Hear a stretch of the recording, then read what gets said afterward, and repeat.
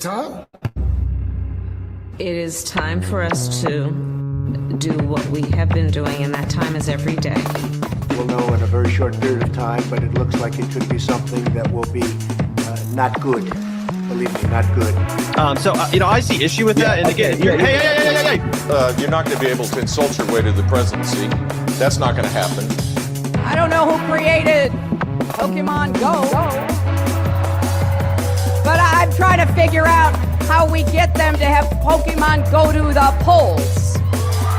I'm Ted Cruz, and my pronoun is kiss my ass. So when you think about it, there is great significance to the passage of time in terms of what we need to do to lay these wires, what we need to do to create these jobs.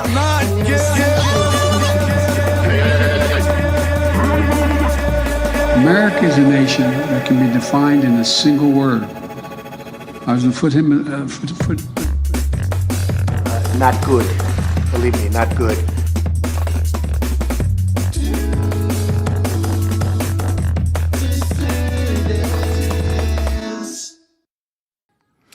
Hello, dissidents. Welcome, one and all, to a Sunday evening edition of the Do Dissidents podcast. My name is Keaton Weiss here with Russell Dobular, of course. Hello.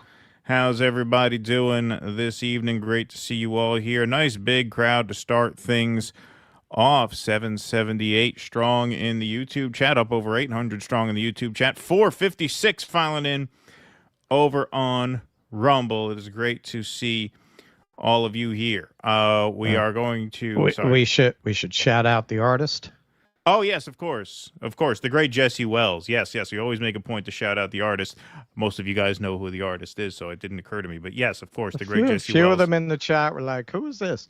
Yo, man, I wasn't even sure if he performs live because I was curious. I was like, "Oh, check that dude out." Yo, man. You could catch him he does some, like farmer aid concerts, that kind of thing. Yeah, he's played Farm Aid before, yeah. Yeah, but his solo shows sold out far as the eye could see. He's coming to New York in November, man. Sold out.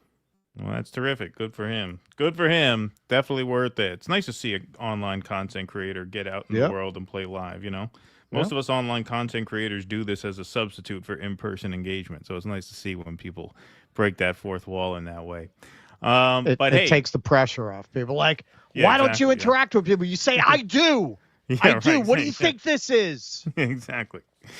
All right. Well, we have a great show for you all tonight. We're going to waste no time admitting our special guest. She's become somewhat of a fixture on this program for good reason. Former Seattle City Council member and founder of Workers Strike Back, and she is currently a candidate for the 9th District of Washington State, challenging incumbent Democrat Adam Smith. Please welcome back to the show our friend Kshama Sawant. Kshama, great to see you again. Great to see you both again. Thank you for having me. Of course. Come on, Kshama. Yes, always a pleasure. We have a lot to talk about in terms of your campaign, but I do want to start on a somber note. This broke shortly before we came on, so we did not have time to prep a whole segment about this. Oops, sorry, not that. I always do this. Every Sunday. I forget to take that video out. Okay, there we go.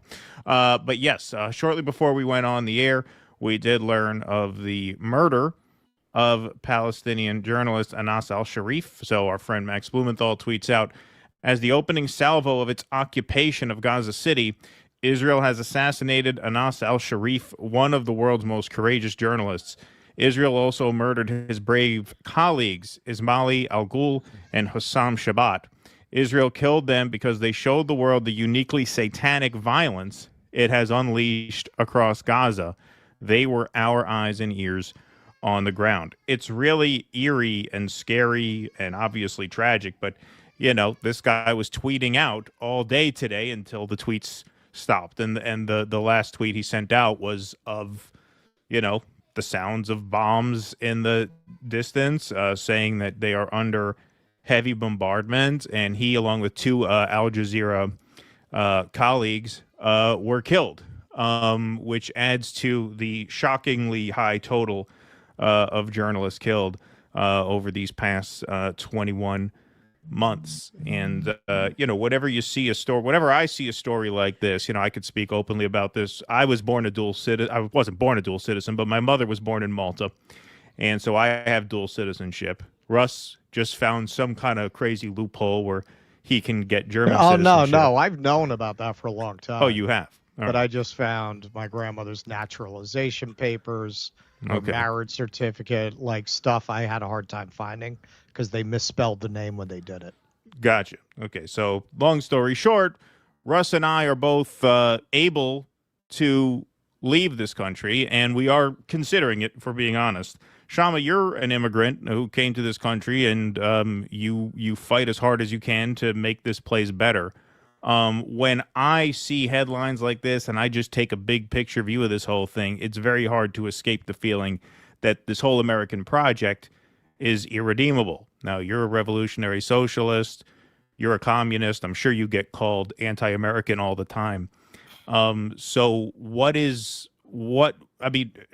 how do you process this? Do you process this the same as I do? I mean, do you ever have moments where you think, you know what, is this country salvageable?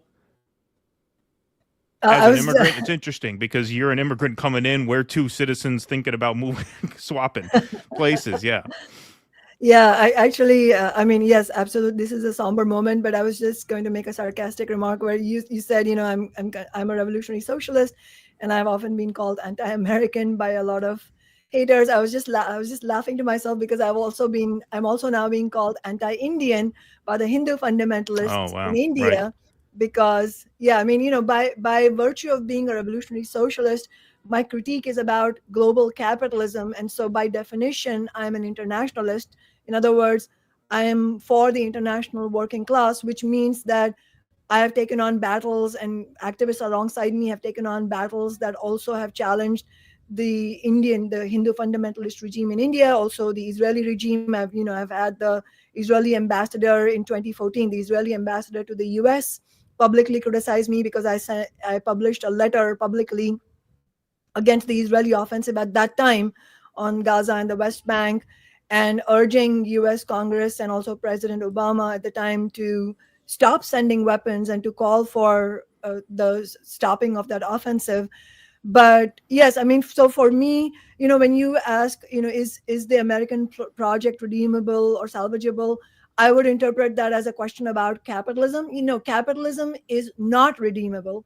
It is absolutely evil. And as Max Blumenthal said, the word he used was satanic for what the Israeli ruling class is doing. But that's the word I would use for global capitalism as a whole. And it's absolutely not salvageable. It is completely and purely evil.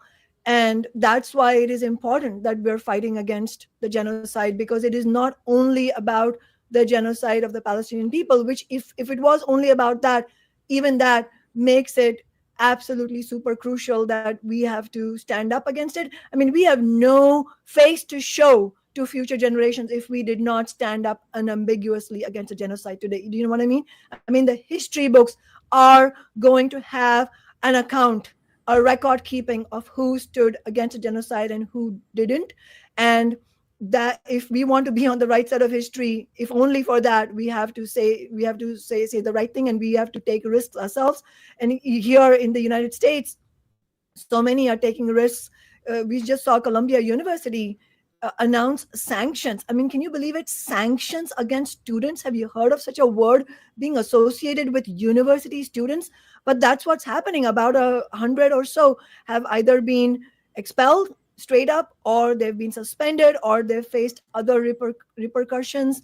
It is unbelievable. But obviously, that is all in solidarity with the Palestinian people, including the press, who are courageously on the ground and are themselves losing their lives. Just one other thing I wanted to mention is, just as the news reports of this horrendous attack that killed 4 Al Jazeera journalists were coming out, the same moment there's another report that is coming out from all the news media, including Reuters, which is of Netanyahu doubling down on his new offensive that's been announced. And literally, the Reuters headline from 16 minutes ago says, Netanyahu says new Gaza offensive will start soon. So this headline is coming alongside the horrible, horrific killings of these journalists. I mean, there's only one message from all of this, which is we, on the other hand, have to double down in building just an absolutely powerful anti-war movement. Yeah, absolutely. Russ, anything to add to that before we move on to the main event here? Well, so your answer would be stay, fight the good fight, and come in for the big win. We have no choice, you know. Well, I mean, it's an interesting answer because I'm sorry to cut you off, but I think what I glean from that is it's not, if you view things in terms of global systems, it's not really a fight for America. It's a global fight against a certain ideology and a certain way in which that ideology is weaponized, right? So it's not a fight for America. It's an international struggle against the rich, essentially. It is against the rich. But insofar as people think of America as ordinary people who are struggling to survive, insofar as people think of America as the good in humanity, then absolutely it's a fight to salvage it. And we have no choice but to win that fight. Okay. Well, you are the hopeful optimist of the panel tonight. That's good. I'm sure that doesn't happen everywhere you go. But yes, there you go. You picked the right show to come on tonight. You seem very optimistic. All right, let's get into this. So, as we know, Kshama is running an independent campaign against incumbent Democrat Adam Smith out in Washington State's 9th District, and you tweeted this out a few days back. Police have arrested 3 peaceful anti-genocide activists from Workers Strike Back, your organization, at Democrat Adam Smith's town hall just for chanting. Cops are protecting the actual criminal Adam Smith, who has been funding the genocide and who needs to be on trial for war crimes. You had a press conference later that evening. Here is footage. I believe this is your husband, Calvin, being arrested. It's a little far away, but I think that's him. Community college. You cannot arrest me for being on a public community college. You're down there, right? Head out right now. I'm the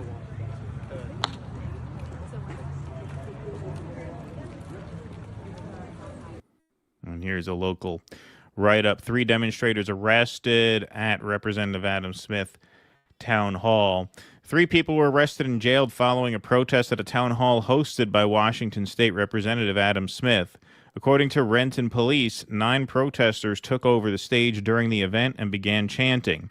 People attending the town hall left the room during the demonstration. Police say officers initially got the protesters to disperse, but 3 demonstrators came back and refused to leave. After being warned, officers arrested the 3 protesters for trespassing and booked them into the South Correctional Entity jail, according to Renton Police. Adam Smith has since responded to the incident, claiming one of his staff members was assaulted. So here's his tweet. Today's town hall was intentionally disrupted to attempt to silence a democratic conversation between a representative and his constituents. This behavior is unacceptable. One of my staff members was physically assaulted during the chaos, an act that crosses every line of civil discourse. Peaceful protest is protected in our democracy. Violence and coordinated efforts to shut down public dialogue are not. My team and I remain committed to open, respectful engagement with the people of the 9th District. Now, we should mention CNN covered this event, in which they note that a Renton Police Department spokesperson said 3 protesters were arrested and charged with trespassing on the Renton Technical College in Renton, Washington, where the meeting was being held. The police spokesperson, Megan Black, said she was not aware of any assault on a member of the congressman's staff, and no one was charged with assault. So that was the write-up and the response to that action. So, Kshama, understanding you may not be able to get into everything in as great a detail as you might like if there is pending litigation happening, you mentioned, obviously, that this is a crackdown on anti-war protesters. Your organization has a couple of rallies coming up, or meetings. Federal Way community meeting tomorrow, Monday, August 11th, 6 p.m. West Coast time, obviously, at the community center with the address there. I'll put that back up on the screen shortly so people can see. But then also, you have another event coming up. Don't let Adam Smith whitewash his war crimes, Tuesday, August 12th at 5 p.m. local time. And I just blew up that text there, so I'll read it here. Democrat Adam Smith has voted repeatedly to fund the genocide in Gaza and to ban funds from the United Nations food distribution in Gaza, directly contributing to the mass starvation.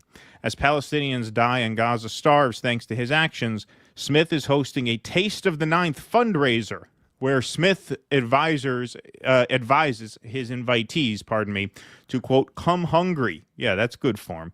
We will speak out peacefully and forcefully outside Smith's event, which should really be called Taste for Genocide.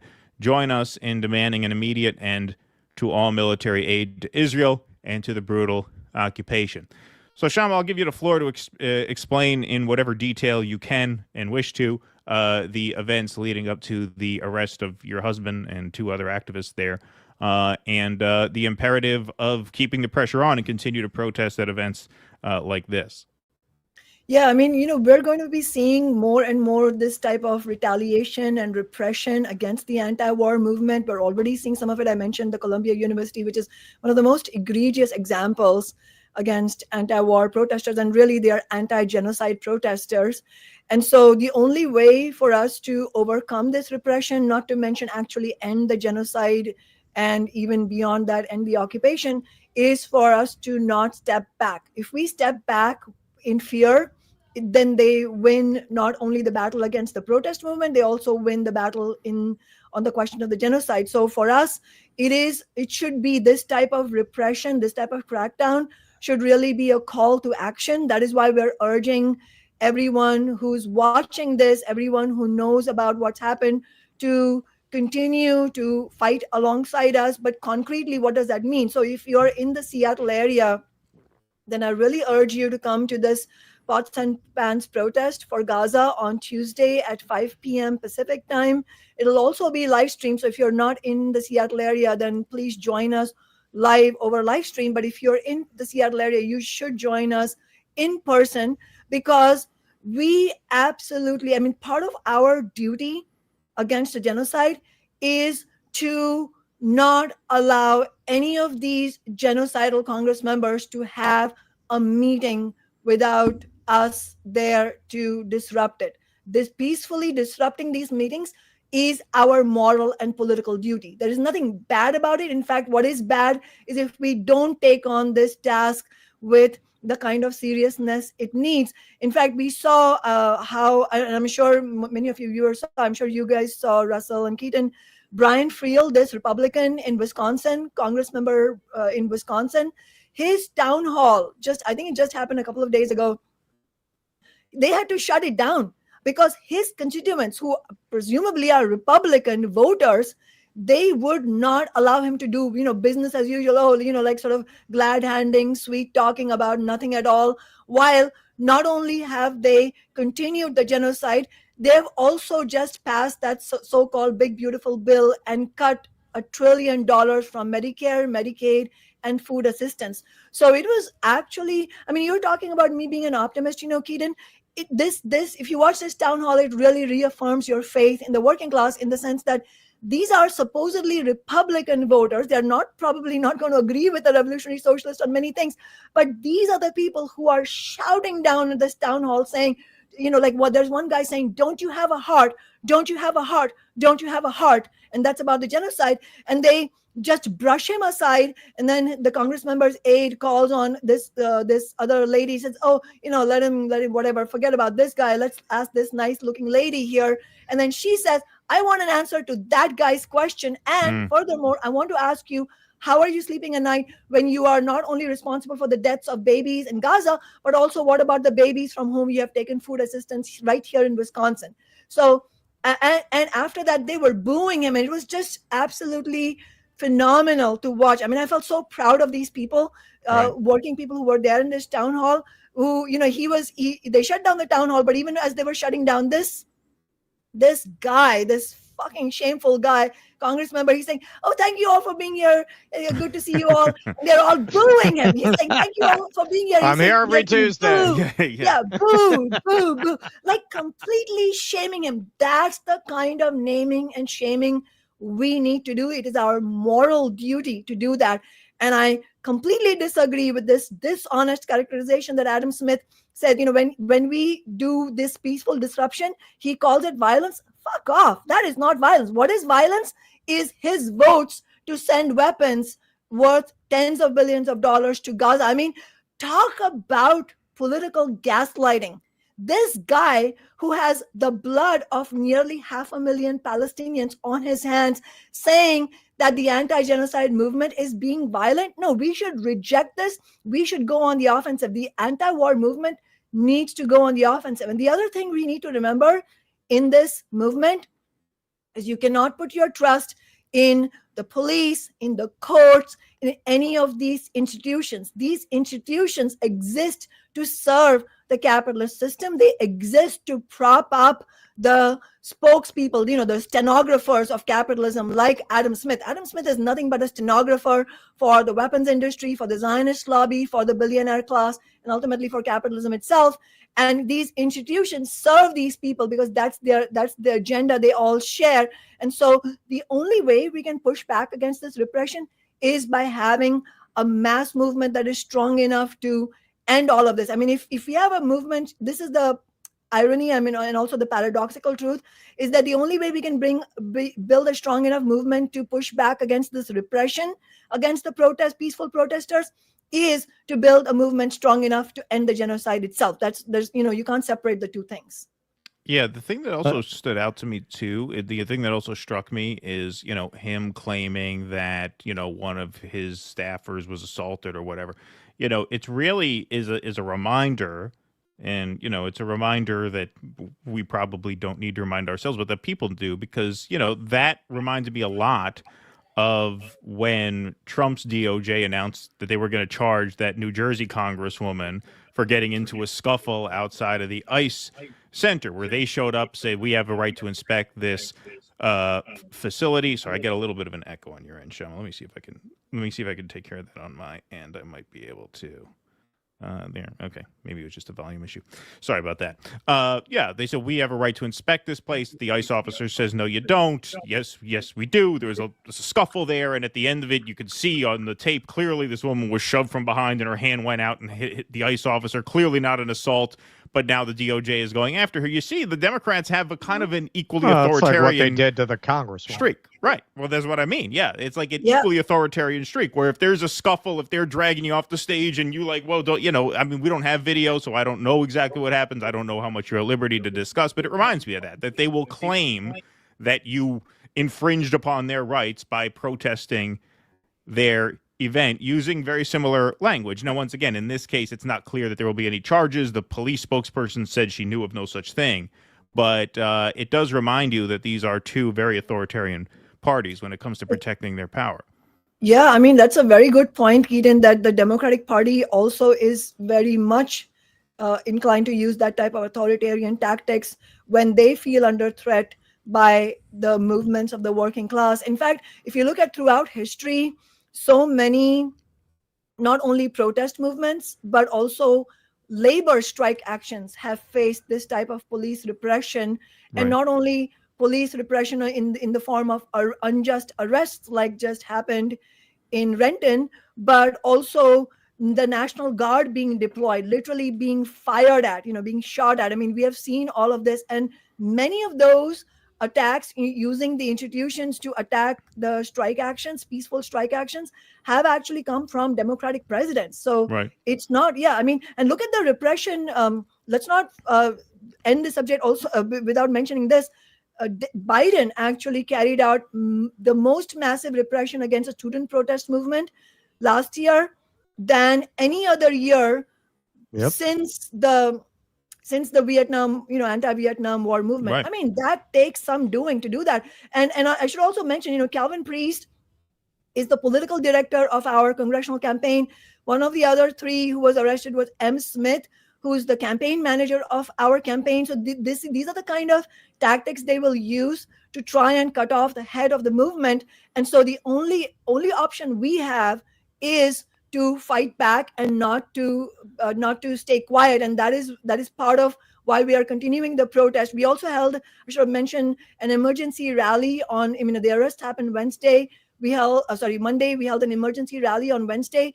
It is incredible how much support we're getting from ordinary people, working people who are saying, this is absolutely unjust. I'm horrified that peaceful protesters would be arrested. And as you can see from the video, I mean, they're being arrested on the campus. This is public campus at Renton Technical College, and they're handing out leaflets. And we cannot accept their definition, their completely dishonest definition that somehow this is infringing on their right to do what? Carry out the genocide? Absolutely not. And we are, those of us who are taking risks, I mean, we are in good company in the sense that this is what at every moment in history where the biggest victories have been won, like the ending of the Vietnam War, that was done not by people sitting safely at home and hoping it would end, but by millions of people coming out on the streets. And let's not forget also active duty soldiers rejecting the orders of their commanders. I mean, that took courage to do, and it was that ultimately that broke the back of the US ruling class, and they needed to end the war because they simply could not carry out the war any longer. Well, Kshama, you know, you look at we got the baby. Yeah, I'm gonna turn. Thanks. You know, they talk a lot, particularly you got these conservatives who really like to talk about the classical era and their admiration for it. But you look at this history of democracy, and really what you're talking about is the elite govern themselves according to certain voting democratic principles. There was never democracy. So with this country, you have this innovation of the concept of, well, everyone's going to vote, but the way they got around that was by controlling who you could vote for.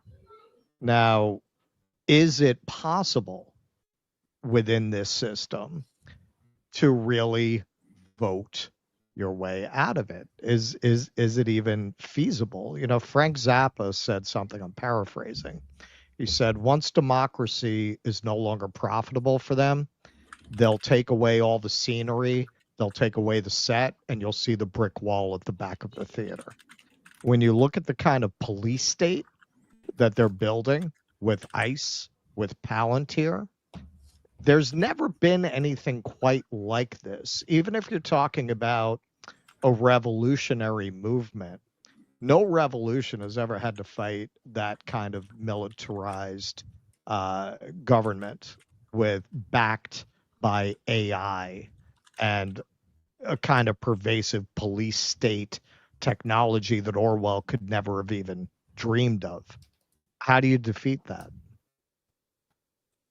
You know, obviously there's been technological innovations, and a lot of them are being deployed against the good of humanity. There's no doubt about it. And Palantir is one of the most dystopian corporations, headed by some of the most dystopian billionaires like Peter Thiel and Joe Lonsdale and Alexander Karp. But at the end of the day, no matter how demonic and technologically advanced of an evil system they have, their biggest weapon that they have against us, against humanity, is the mass of the working class being diffident, feeling like they can't do much about it. That is their biggest weapon. Once they lose that weapon, no technology in the world is going to help them. But that doesn't mean you can gloss over how difficult the fight will be. Absolutely not. In fact, what we saw in response to the Russian Revolution, and the reason I mention it is because it's the only successful workers' revolution against a capitalist government, of capitalist ruling class. Just right after that happened, there was, 2 years or so after that, you had over 20 armies of global capitalism, including the United States. They were called the White Army, attacked the gains of the revolution, and we had to fight back. And that's where the river of blood happened. It wasn't the revolution by the workers that caused it. It was the attack, the counter-revolution that caused the river of blood. And it's important for us to remember how difficult this will be. However, we also have to remember that if we don't fight, then there is a bigger river of blood to follow. And we're already seeing that river of blood in Gaza. We are also seeing it in Sudan. We're seeing it in so many countries. I mean, even in my home country, India, there's so many regions. I mean, we could talk all day about the rivers of blood that are flowing of innocent people across the world. And so the way I would say it is not that we should think that, it's not easy, so we shouldn't do it, or we should have some illusion that it's going to be easy, but to just recognize the reality. I mean, we have to live in the real world. I mean, one of the things Marx said was, you have to, a Marxist can only be of any help to humanity if you're going to see reality as it is, not as you wish it would be. So it is our obligation to have a sober analysis of reality as it is. And reality as it is that without the fight back, capitalism spells only doom for billions of people, for animals, for the planet. And if we do fight back, then it is going to be hard, but that is our only choice. So I would much rather be in that category where I recognize it's hard, but it will also is the only way to actually change things. And I believe that the obstacle right now, and this goes to your question also, Russell, what I'm about to say about, can you vote your way out of the system? Obviously you can't, but why are we still running an election campaign? And that it goes to this, that at this moment, the story is not that people are demoralized and what can we do? No, that is actually the wrong conclusion to draw from what we are seeing around us. The story is that tens of millions of American working people are pissed as fuck and want to fight back. And the other part of the story is that the tragedy is that the progressive establishment, and we have to call them the progressive establishment, they're not progressives, they are the progressive establishment, the labor leadership, the NGO leaders of social movements, they are all hand in glove within the system. So that's the breakthrough we need to make. We need to have a way to provide leadership for the masses who do want to fight back. And that is what we're doing. And that is the only basis on which we were able to win all 4 of our elections on the city council. That is the basis on which we were able to win untold victories that have then gone nationwide, because we went to the mass of people who do want to fight back. All right. Let me segue into one final thing before we let you go. So we're here with Kshama Sawant, who is running in the 9th District of Washington State against incumbent Democrat Adam Smith. And this was a great sign. I was very, very pleasantly surprised to see this come across my feed. This is a great sign. What's the hardest thing to do is to get them to notice you. But you're pretty good at getting people to notice you, Kshama. So here is Adam Smith making a video from his driveway, it seems here. Kshama Sawant, who campaigned against Kamala Harris in 2024, my God, is now targeting me for Congress. She won't stop Trump's fascist takeover or fight for our community, but I will. I need your support. So he puts a donate link. Let's take a look at this quick video. As anyone in 2024. Sawant did as much as anyone in 2024 to put Donald Trump back in the White House. She actually went to Michigan to campaign against Kamala Harris. Now we have Trump in the White House, destroying our country and undermining our basic democracy. And now Kshama Sawant is sending her supporters to my political events to silence our constituents. I had a town hall meeting shut down because her supporters physically shoved my staff aside to get into the room and scream at everybody and not allow anyone to be heard.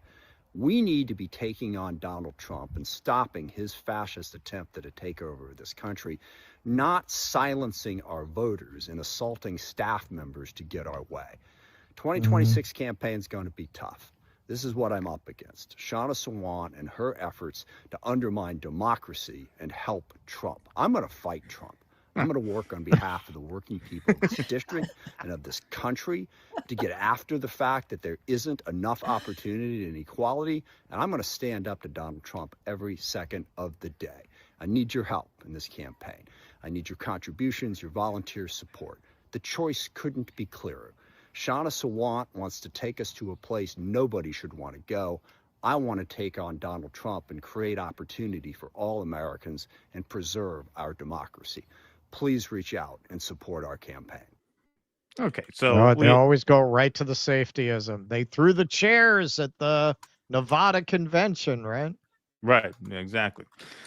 So, we've already kind of gotten into a little bit of the event that he was talking about. 3 people were arrested for trespassing. No arrests were made for assault. The police spokesperson said they witnessed no such thing. We litigated that more in detail in the last segment. But the fact that he feels a need to come out and say this, I think, is a great sign. The challenge for any sort of third party or anti-duopoly party is always getting the major party candidates to acknowledge you. Once you've done that, you've already fought half of the battle. They will try as hard as they can for as long as they can to pretend you don't exist, to just ignore you. But obviously, very early on in the campaign, he is forced to solicit donations in that bizarre video, which got, as of when I clipped it, 58 likes to 300 and some odd comments. That's what we call a brutal ratio in this business. So obviously, people who watched that were more on your side than his. So I say that as a sort of entree into the question, how is the campaign going? First of all, just a technical sort of boring procedural question. You're running as an independent, obviously. Is it a situation like in California where they have jungle primaries where everybody runs together in a primary and the top 2 candidates face off? Or are you just running on an independent ballot line, getting the signatures necessary to just be on the ballot against Democrats, Republicans, and other independents in the fall? It is a jungle primary. So it is. So potentially you could be head-to-head with him and no Republican in a race. Okay. Yes. There you go. Potentially, yes. And we definitely have a real chance. That is why we're urging people to get involved. That is why we launched our campaign early, because that's why he's scared. Yeah. Was that? That's why he's scared. It makes sense. Yes, and obviously on the flip side, we don't want people to get overconfident, because as we know, it will be a hard fight even to get into the general elections. But at the same time, we should also be extremely heartened that we actually have a chance if people join us. And so that's why people should, if you're watching this, you should get involved. Go to kshamasawant.org and both donate to the campaign. The median donation of our campaign is $25, unlike all the Palantir and other billionaires who are donating to Adam Smith. We should make sure that people donate to this, working people donate to this campaign. I know I mentioned this to you, Keaton and Russell, but just to mention on air, Calvin and I were outside a pharmacy recently, some weeks ago, and a sanitation worker stopped by and recognized me and said, "Hey, I saw you on Due Dissidence." And that's right. and he lives in our district, and he's very excited about the campaign. So a lot of working people, are watching these left podcasts, and it's a living example of what I've been saying, which is that people want an avenue to fight back. A lot of people are joining us. I mean, we even have people who donate. Like there was this guy who donated $100 recently, who said, "I don't actually agree with you on lots of things. I'm sort of on the right on many of the social issues, but on the working class issues and on the genocide, I am 100% with you, and that's why I'm donating." See, that's the potential for mass unified campaigns that we can build in the working class, and that potential is being ignored by most of the left, unfortunately. But the DSA people, they don't run against a Democratic Party. In fact, some of their people who just attended their convention, they've posted on Facebook about how the corporate Democrats are the danger. Obviously, corporate Democrats are the most egregious among the Democratic Party,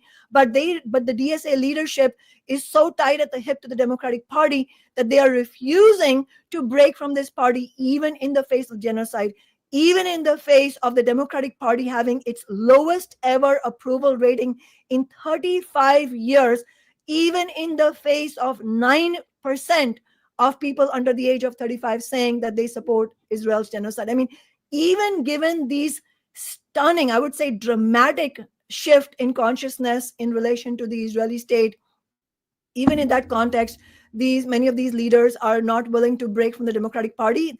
That is the single biggest obstacle to building any kind of successful movement, whether it is on the question of workplace rights and wages and benefits and pensions and all of that, or it is the question of war and genocide. And that's why this campaign is important, not because any one election can solve all the problems in the world, but because this election campaign, just like our other election campaigns, is integral to building the movement. We are not going there saying, I'm going to build my career. I've never built my career. It has always been about building the movement. As I remind everyone, I've only taken the average worker's wage, and I've pledged that if I get elected to Congress, I will continue taking the average worker's wage, and the rest will be donated after taxes to building solidarity movements, as we have done so far. And I've also pledged that if we are elected, and I'm using the pronoun we deliberately because it's not about me, it's about our, the working class agenda, anti-war agenda, that if we are elected, I have pledged to bring 10,000 people to Washington, D.C. for our inauguration. And we are going to ask the Democrats directly, and we are already doing that. Obviously, if we win, then it will be even more powerful, that here's a bill for ending all U.S. military aid to Israel. Who among you is willing to sign on this and campaign alongside us? Who among you is going to join us in mass rallies? So that is how we will use our national platform. That is why I'm urging that people join us. If that message is exciting to you, then you should join us, because we're not going to be able to do this by ourselves, because we're going to have all kinds of forces and billionaire cash raining down on us. And in answer to your question, Keaton, the campaign is going extremely well. We've broken all kinds of our own targets. In the first 6 weeks, we raised more than $150,000. I mean, that's a very outdated number. I don't have updated numbers yet, but we have, and as I said, the median donation is $25. I mean, people will literally bring out their pocket change and say, I have no more to give you right now because I need the rest for my rent money this month. But here you can have the rest of this because I believe in this cause. And so people are coming out volunteering. I just want to mention one particularly inspiring example. There's this guy who lives in Ferndale, Washington, which is at least an hour and a half away from Seattle. It's north of Seattle near Bellingham. He keeps driving down to Seattle because he believes so strongly in this fight. And today, since 12 p.m., so now for nearly 5 hours, he has been postering throughout the city to build turnout for the Tuesday protest. That's how committed people have been. Excellent. Well, that is great to hear. I think we can wrap there. Russ, do you have anything else?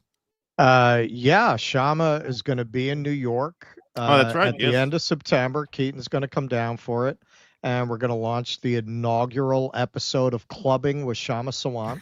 Yeah, right. No, really, we're going to take them out for a good slice.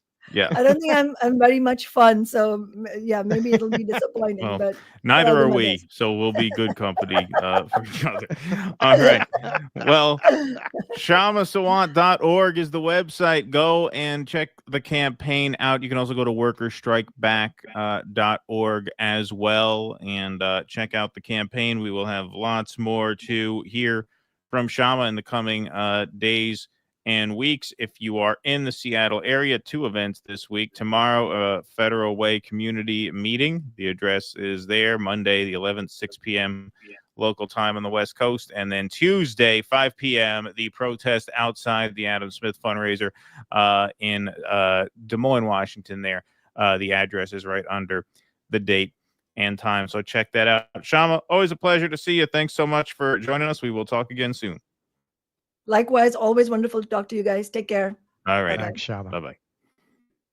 All righty. Kshama Sawant, everybody. Always a pleasure. Thanks very much for joining. Great crowd in here so far. 1,800 strong in the YouTube chat. 807 over on Rumble. Jake is in the booth tonight. Shout out to Jake. Thanks for fielding those Rumble rants for us. We just do want to make another PSA tonight before we continue on with the show. One of our regular viewers, a great supporter of independent media, their sister-in-law has been detained by ICE. And so they are raising money for legal fees in order to get her the representation that she needs to litigate her case. So that is a GoFundMe link. If you'd like to contribute there, please do go and check that out. The link is one of those long, weird links, but I made things very simple. I tweeted out this link and I pinned it to the Do Dissidents profile on X. So if you go to x.com/Do Dissidents,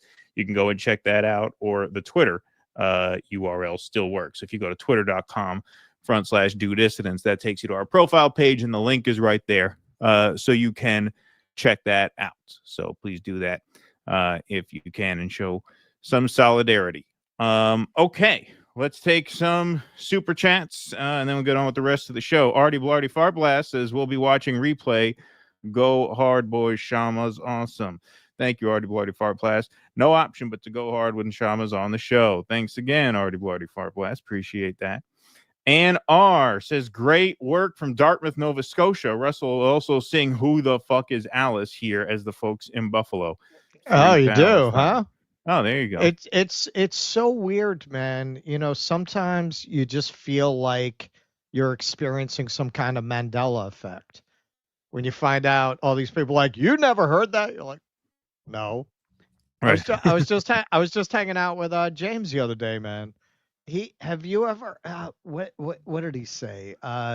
Selling pills, like I can't remember. But he was also talking about some game, like it was some phrase I never heard. He was talking about some game, Scully. Anybody tell me in the chat? Anybody heard of this game? Apparently it was a thing from like the mid 60s to like 1980, and it was like homemade. You put like wax in a bottle cap, and you drew like skulls on concrete. Never heard of it in my life. Well, what's weird is me and James grew up in exactly the same milieu. Right. But I've never heard of these things. It's like a Mandela effect. It's like I went into an alternate reality where this happened. Yeah, I've never heard of that either.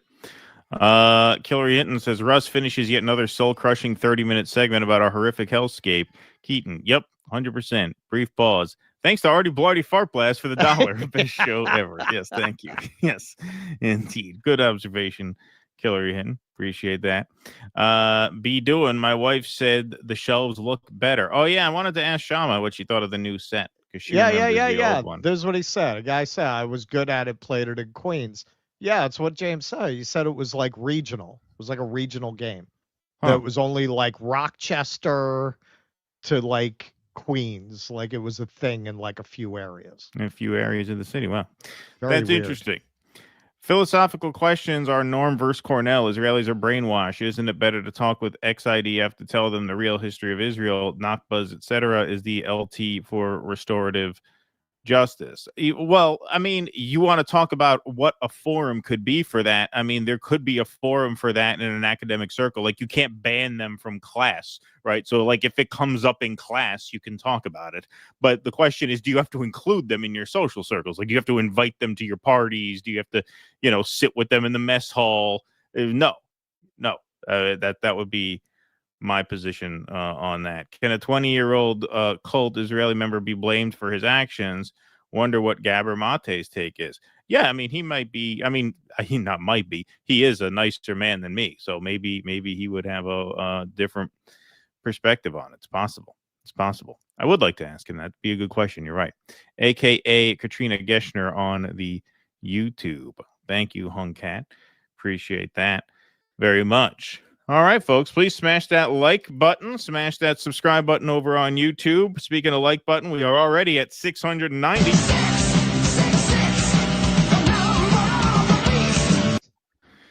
All right. Took the left-handed path today. What's that? Oh, yeah. The left-handed headbang path. There you go. Don't forget, folks, Q&A after the show. It is Sunday night, so make sure you head over to Rumble after the show for that. All right, folks, we will move right on along. So Pam Bondi, the embattled Attorney General, has her latest What Epstein ploy that she wants to pitch to you guys. Today, the Justice Department and State Department are announcing a $50 million reward for information leading to the arrest of Nicolás Maduro. Oh, my God. That's right. $50 million. You got to say it with the pinky in the corner of your mouth. Yeah, that's right. Yeah, $50 million. That's right. Here she is.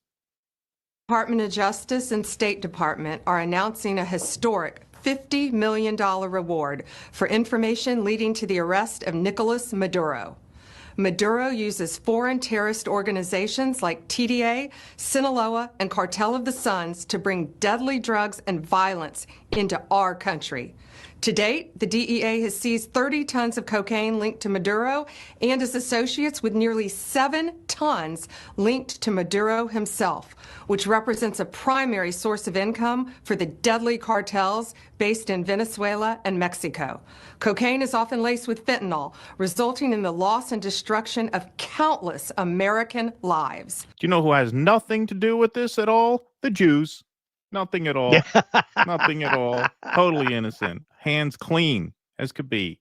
The DOJ has seized over $700 million of Maduro-linked assets, including 2 private jets, 9 vehicles, and more. Yet Maduro's reign of terror continues.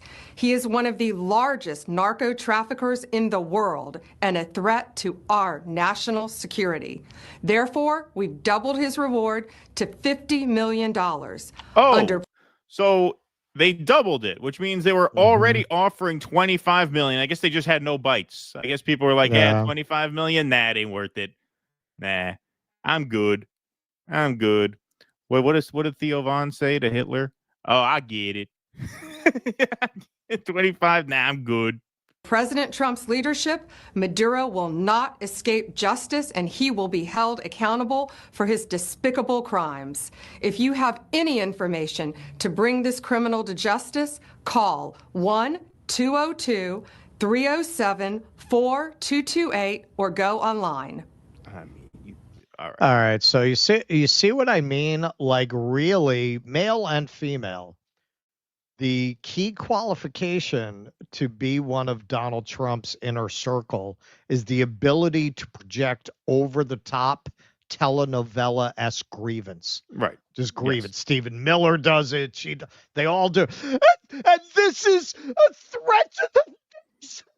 Yeah, right. Yeah, exactly. Yeah.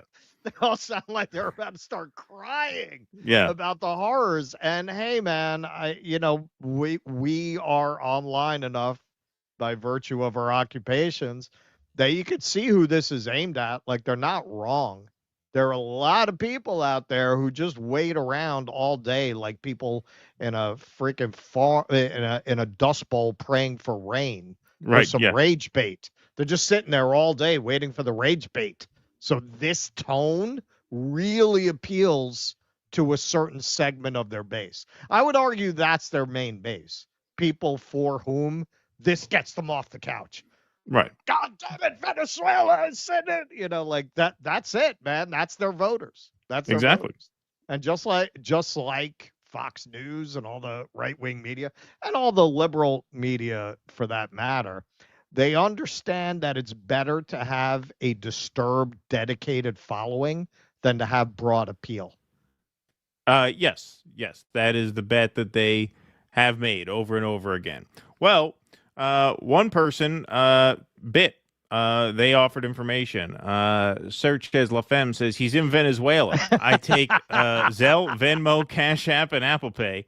Now quit deflecting and release the full unredacted Epstein files. That's right. Where's her reward? That is a hot lead. That's a hot lead. She narrowed it down quite a bit. He's in Venezuela. I mean, you could have looked anywhere, but she narrowed it down quite a bit for you. I don't know if that's worth $50 million, but throw her a couple $1 million for that. That's high level intelligence. But yes, Trump doubles reward for arrest of Venezuela's president to $50 million. The United States is offering a $50 million reward for information leading to the arrest of Venezuelan President Nicolás Maduro, Attorney General Pam Bondi said Thursday, calling the leader one of the largest narco traffickers in the world and a threat to our national security. The previous Trump administration in 2020 indicted Maduro on narco-terrorism and related charges and announced a $15 million bounty, which later went up to 25 million. I mean, at the rate you're going, people are going to hold out for the 100. Yeah. I mean, you keep doubling it. People are like, why would we talk now? Raise that up. Get us $100 million, and we'll talk. It remains unlikely that the U.S. would be able to arrest Maduro while he remains in Venezuela, short of engaging the military, you think? But the reward limits his ability to travel and increases pressure on the authoritarian socialist ruler already isolated from much of the world. That's the WAPO's editorial bias there, of course. The U.S. has not recognized Maduro as Venezuela's president since 2019, citing a, quote, deeply flawed election in 2018 and evidence of election fraud in 2024. The indictment against Maduro alleges that he and others conspired with organized crime groups to traffic cocaine into the United States. Bondi on Thursday accused him of working with Tren de Aragua, the Sinaloa cartel, and Cartel of the Suns to bring deadly drugs and violence into our country. She said the U.S. to date has seized 30 tons of cocaine linked to Maduro and his associates, and nearly 7 tons directly linked to Maduro. Marco Rubio, also with the tweet, the State Department and the DOJ are increasing the reward for the arrest of dictator Nicolás Maduro to $50 million for violating U.S. narcotics laws. Maduro has long denied that he is connected to drug trafficking. It makes me laugh, he said of the suggestion in a 2020 interview with the Washington Post. Foreign Minister Yvonne Gill on Thursday released a social media statement accompanied by a picture of a yawning emoji above Bondi's announcement, calling it a distraction from domestic issues for the Trump administration. So, yes, there is the meme in question there, and then the text alongside it. He writes, Pamela Bondi's pathetic payback is the most ridiculous smokescreen we've ever seen. While we dismantle the terrorist plots that are orchestrated from her country, this lady goes out with a media circus to please the defeated far right of Venezuela. We are not surprised coming from who it is. The same one that promised a non-existent Epstein secret list and stirred up in scandals of political favors. Their show is a joke, a desperate distraction from their own miseries. The dignity of our country is not for sale. We repudiate this absurd political propaganda operation. That's right. Now, this was something that went kind of viral at the beginning of Trump's term when Maduro first sort of seemed to blow the whistle on the Biden administration, seemingly accusing them of working with the FBI and the DEA to use Tren de Aragua as an instrument of destabilization within Venezuela, essentially calling Tren de Aragua somewhat of a deep state op by the United States. Now, the translation on that video makes it very difficult to read, so luckily we will summarize it in this write-up because it did get covered in local Miami news. Maduro accuses the DEA and FBI of protecting the main figures of the Aragua train. So Maduro stated that a good portion of the main figures in the Tren de Aragua, the Venezuelan-based transnational criminal gang designated by Washington as a terrorist group, are protected by the DEA and the FBI. A good number of the main figures in the Aragua train are protected by the DEA and FBI today.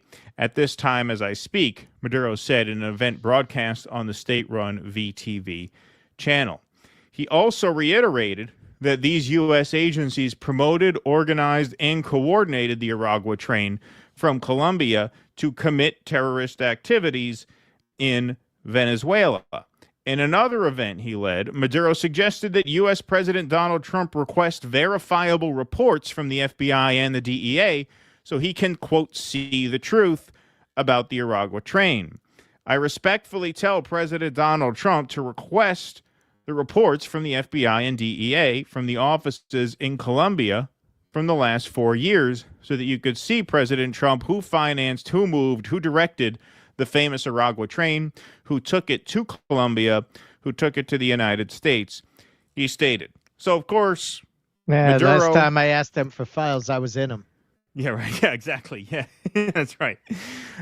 So, of course, Maduro denying that he backs TDA and seemingly they're insinuating that the FBI and DEA have been collaborating with certain elements of these gangs in order to destabilize his country. But That's the Venezuelan government speaking. We heard from their foreign minister. We heard from their president. But, we obviously take that with a giant grain of salt, patriotic, God-fearing, salt of the earth, down-home, patriotic Americans that we are. We believe what our government says about Venezuela, not what the Venezuelan government says about Venezuela. So what does our government, who we trust so much, good, loyal patriots that we are, say? They say, let's see here, U.S. intelligence memo says Venezuelan government does not control Tren de Aragua gang. Interesting. That was from the communist-loving Joe Biden administration, right? Oh, no, that was May 6th of this year, 2025. That would have been Tulsi Gabbard's DNI, finding no link between Tren de Aragua and the Venezuelan government. This was just 3 months ago. Well, yeah, she'll say something different tomorrow. Yeah, kind of like, Iran's not building nukes to, yes, they are. Yeah, this was just 90 days ago, folks. U.S. intelligence memo says Venezuelan government does not control the Tren de Aragua gang. The U.S. intelligence community says it does not believe Venezuelan President Nicolás Maduro directs Tren de Aragua, a criminal gang that operates in the U.S., in a newly declassified redacted memo. The memo contradicts claims by President Trump, who has accused Maduro of controlling the gang, which Trump says is invading the U.S. So that's what this is about, right? Yes, the next sentence kind of gives it away. The government has relied on this argument to justify the deportation of alleged gang members under the Alien Enemies Act. That's right. They have to construct a narrative that we are being invaded by Venezuela in order to justify the invocation of the AEA for the deportations. The April 7th memo obtained by the Freedom of the Press Foundation on May 5th and shared with NPR shows that the Office of the Director of National Intelligence concluded that while some members of the Maduro regime may tolerate or work with Tren de Aragua, there's no evidence of widespread organized cooperation. The Maduro regime probably does not have a policy of cooperating with TDA and is not directing TDA movement to and operations in the United States. In fact, the memo states Maduro and top Venezuelan officials view the gang as a threat. Okay, so that corroborates what he said in that last report that we read, right? Again, we're not taking his word for it. We're Americans, goddammit. We take the American government's word for it, and that seems to be what they're saying. This is Trump's DNI saying this, by the way, not Biden's.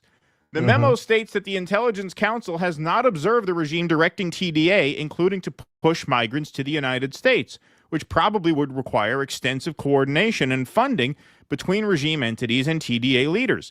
The memo also undercuts some of the government's claims about the power and reach of the group.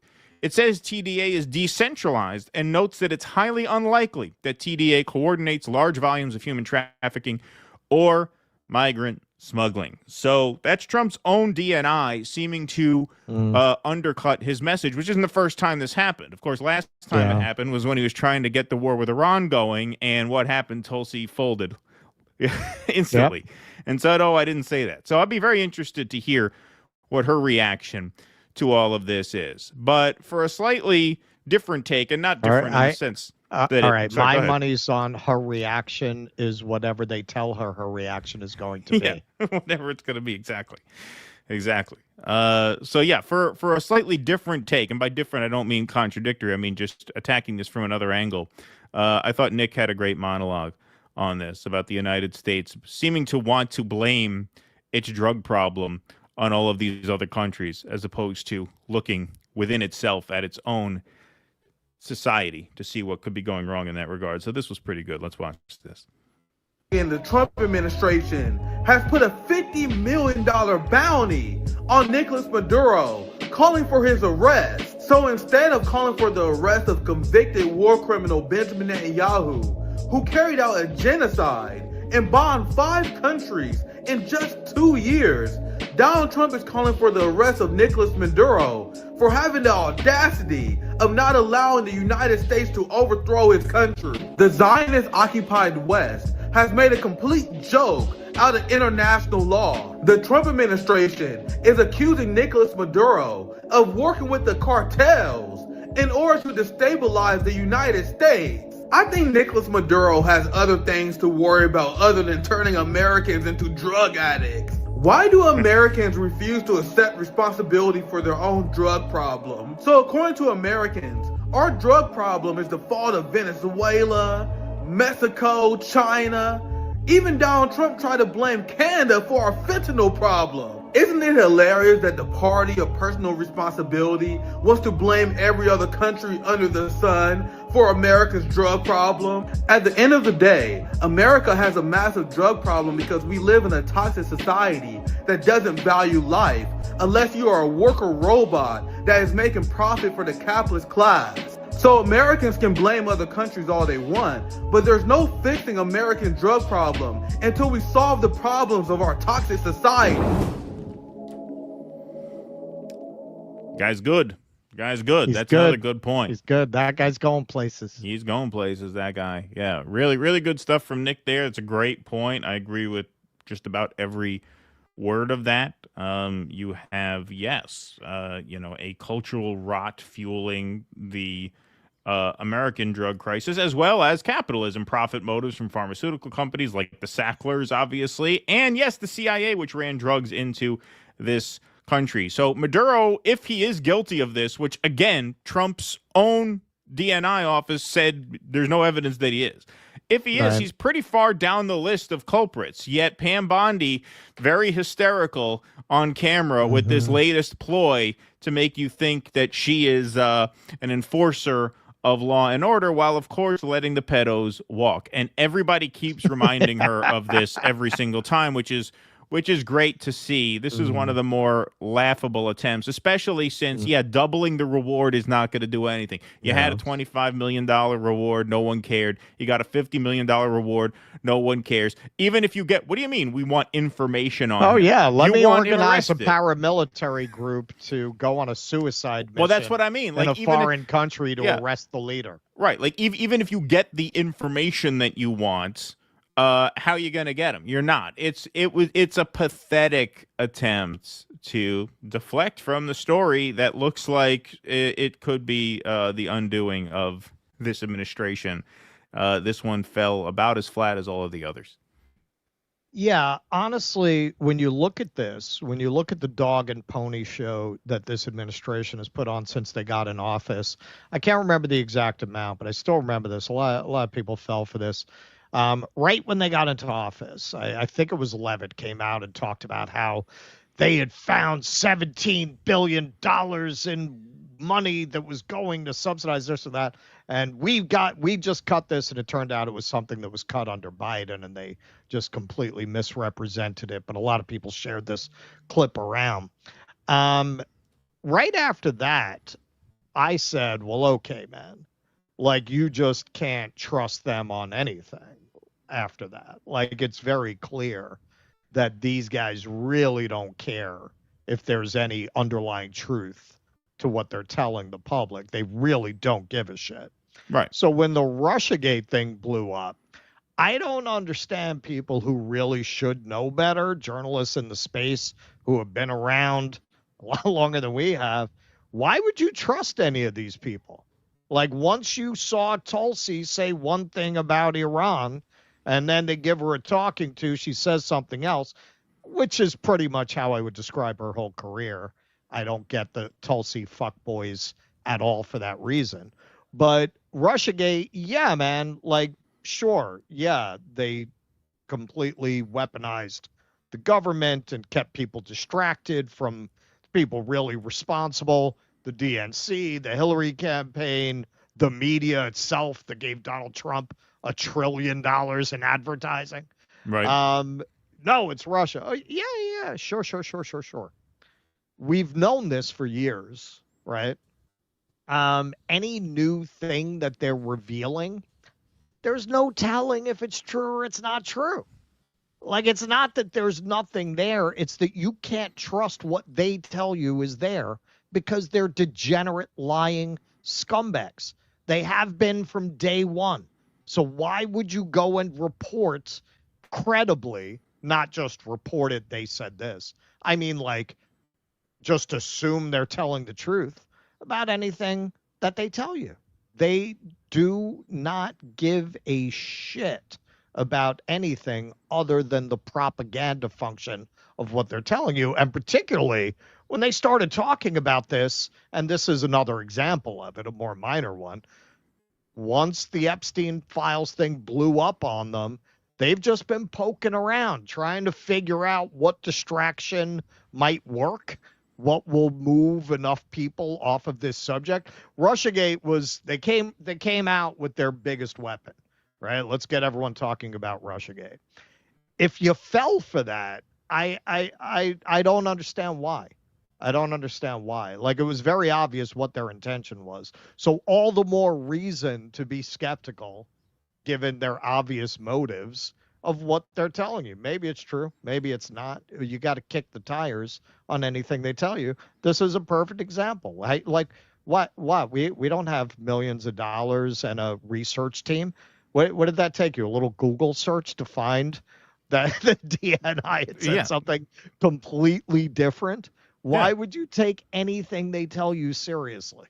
Yeah, that was just 3 months ago. That was not Biden's DNI that got declassified. That was 3 months ago. Tulsi's DNI said no link, and now they're telling you there's a link because they need to. No, they don't believe in anything. They believe in nothing except the propaganda function of what they tell the people to meet a very narrow set of priorities, which I don't even think really includes mass deportations. I think the deportations are a pretext for a police state. They want a police state where rich people pay almost no taxes and everyone else is too under the boot of the government to do anything about it.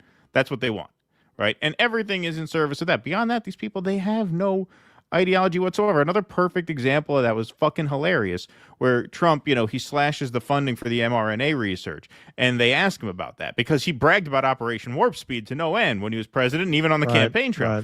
And they're saying, so you put all this money into Operation Warp Speed, you still to this day tout that as a major success. Meanwhile, your HHS secretary just slashed the funding for the very technology that you poured all this money into. What do you have to say to that? He says, well, it was a fantastic idea. Everybody loved it. And now we're moving on to other things.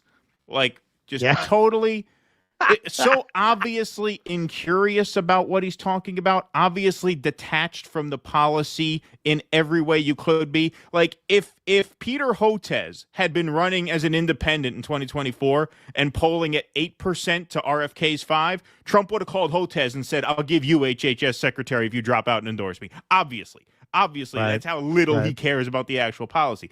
Same thing. This nihilism just shows itself over and over and over again, where they are just willing to say anything to keep the chuds on board for as long as they need them.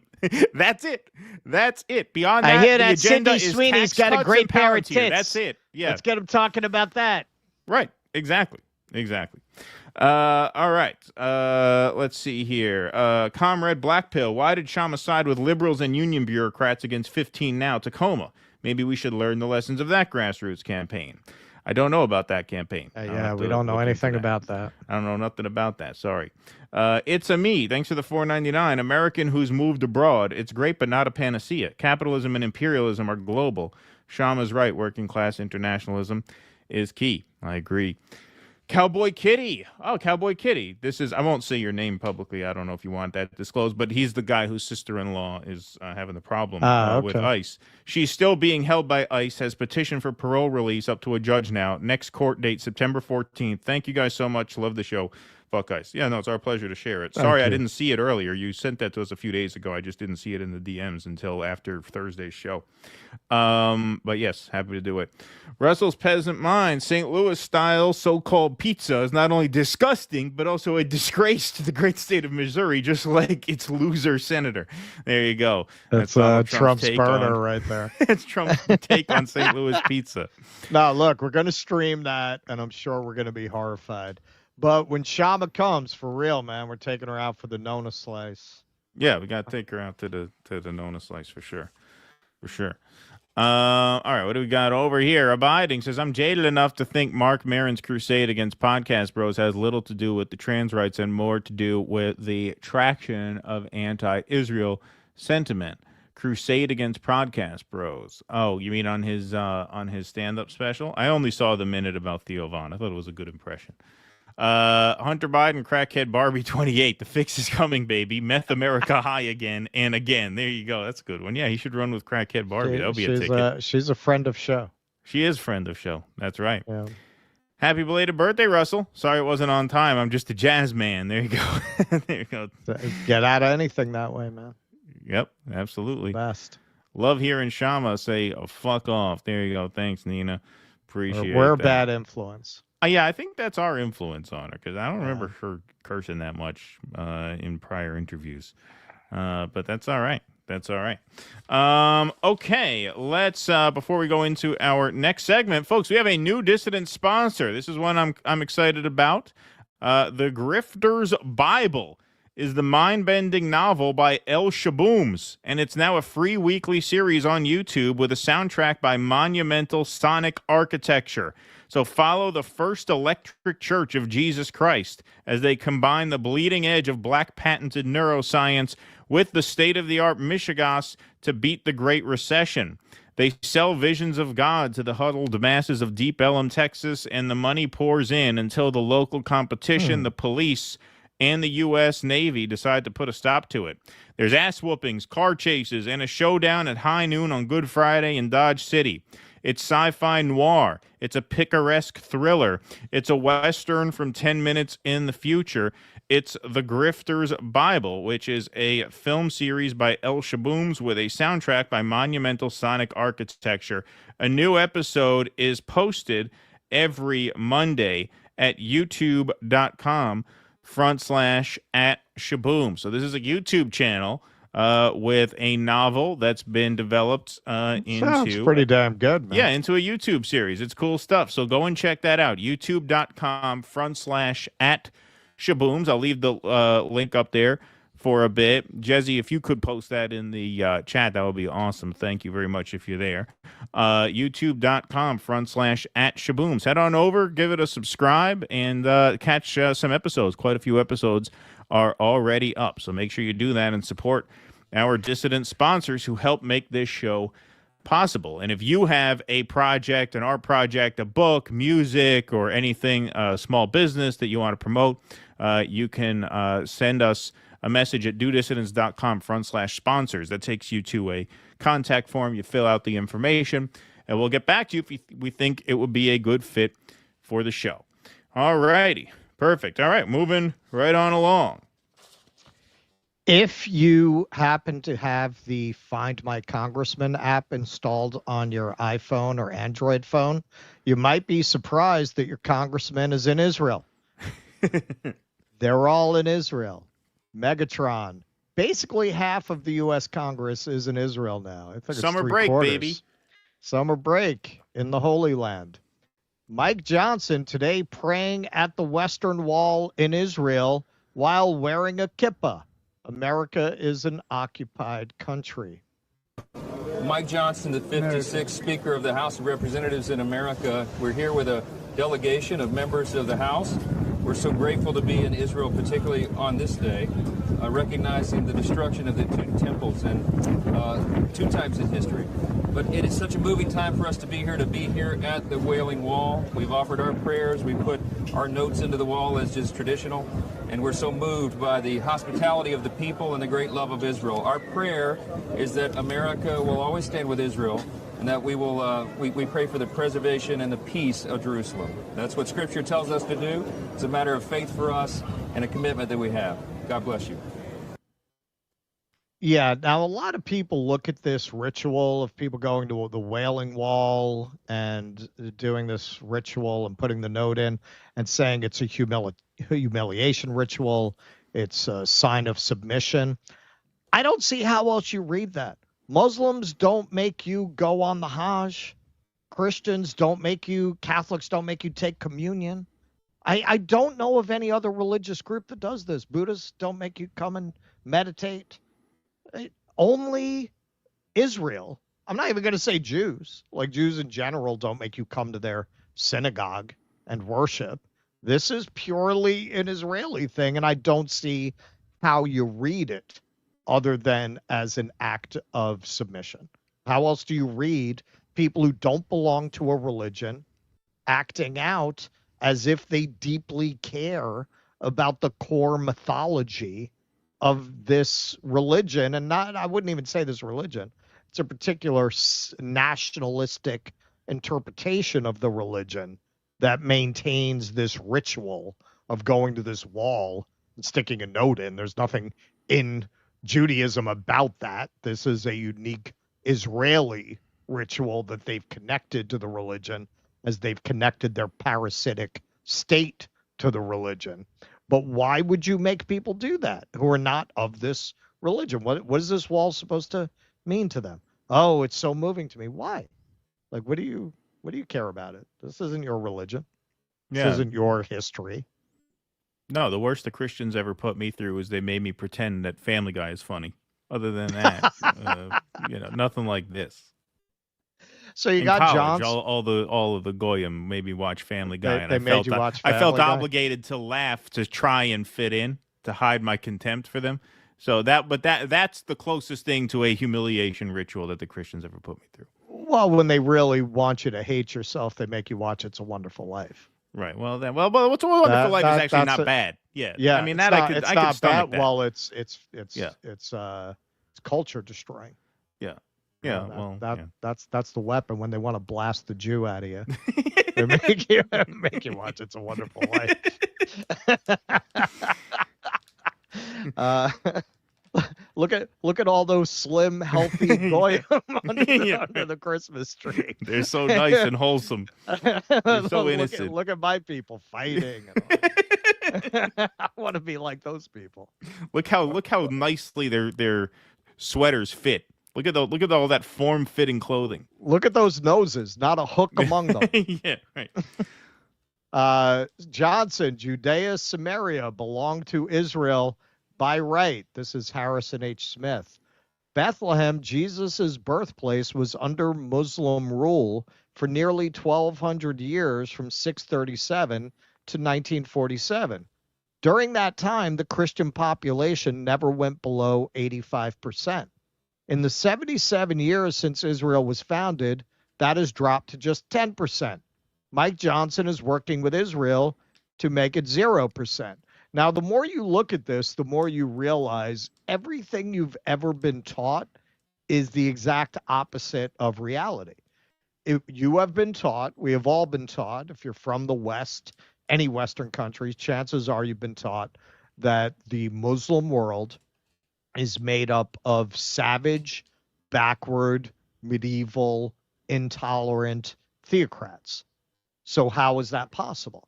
How is it possible that for over 1,000 years, a majority Christian population was able to live within Muslim-controlled lands? How is that possible if what we've been told is true? We did a whole segment showing Israelis spitting on the Christians. I believe it was Gallant who went on TV, the security minister, and said it's a custom. That shouldn't be a crime. I mean, it's a bad enough problem that the minister of security needed to comment on it. Rabbis were giving out leaflets asking them not to do it anymore because it's going to lose them support for the war in Gaza. Not because it's wrong, but because it's going to lose them support. So clearly what we've been told, that the Israelis are the democratic, ecumenical, open to all cultures and religions people, and the Muslims are the intolerant barbarians. Based on the numbers, it's exactly the opposite regarding religion, right? They were because Christians to Muslims are people of the book, as are Jews. There's a Jew in the Iranian parliament. Right. How is that possible if what we've been told is true? That would be impossible, right? They would never allow it. Well, here's why Mike Johnson's going to set all that aside, along with many of his co-Congress people, senators, people in the government. It's a lot of cheddar there. That's a lot of latkes that he's getting from AIPAC, from Track AIPAC, $784,588 received from the pro-Israel lobby. Now, Matt Gaetz went on with our friend Glenn Greenwald and told a very interesting story about going to Israel as a congressman. on that AIPAC trip. I went on subsequent trips, and there is an actual downward pressure from the leadership and even the committee chairs. Like if you're on the Foreign Affairs Committee, if you're on the Armed Services Committee, if you're on the Intelligence Committee, there's like an expectation that you go there in some sort of like, I don't know, congressional Hajj. And I remember being at I'll never go back. I was at the King David Hotel and I rolled back to my room unexpectedly when the rest of the group was still on some planned activity. And there was some dude in my room. I'm like, hey man, what are you doing here? And he acted like he was associated with the hotel and taking an inventory, but had no clipboard. And so, yeah, there's a lot of reasons why they want members of Congress over there. And it is ideologically to steep them in this notion that the protection of Israel is of great import to people in America. But it's really not that important to voters. And that is becoming more clear on the right and left. All right, so he was questioned about this, and this is how he responded. This absolutely happened.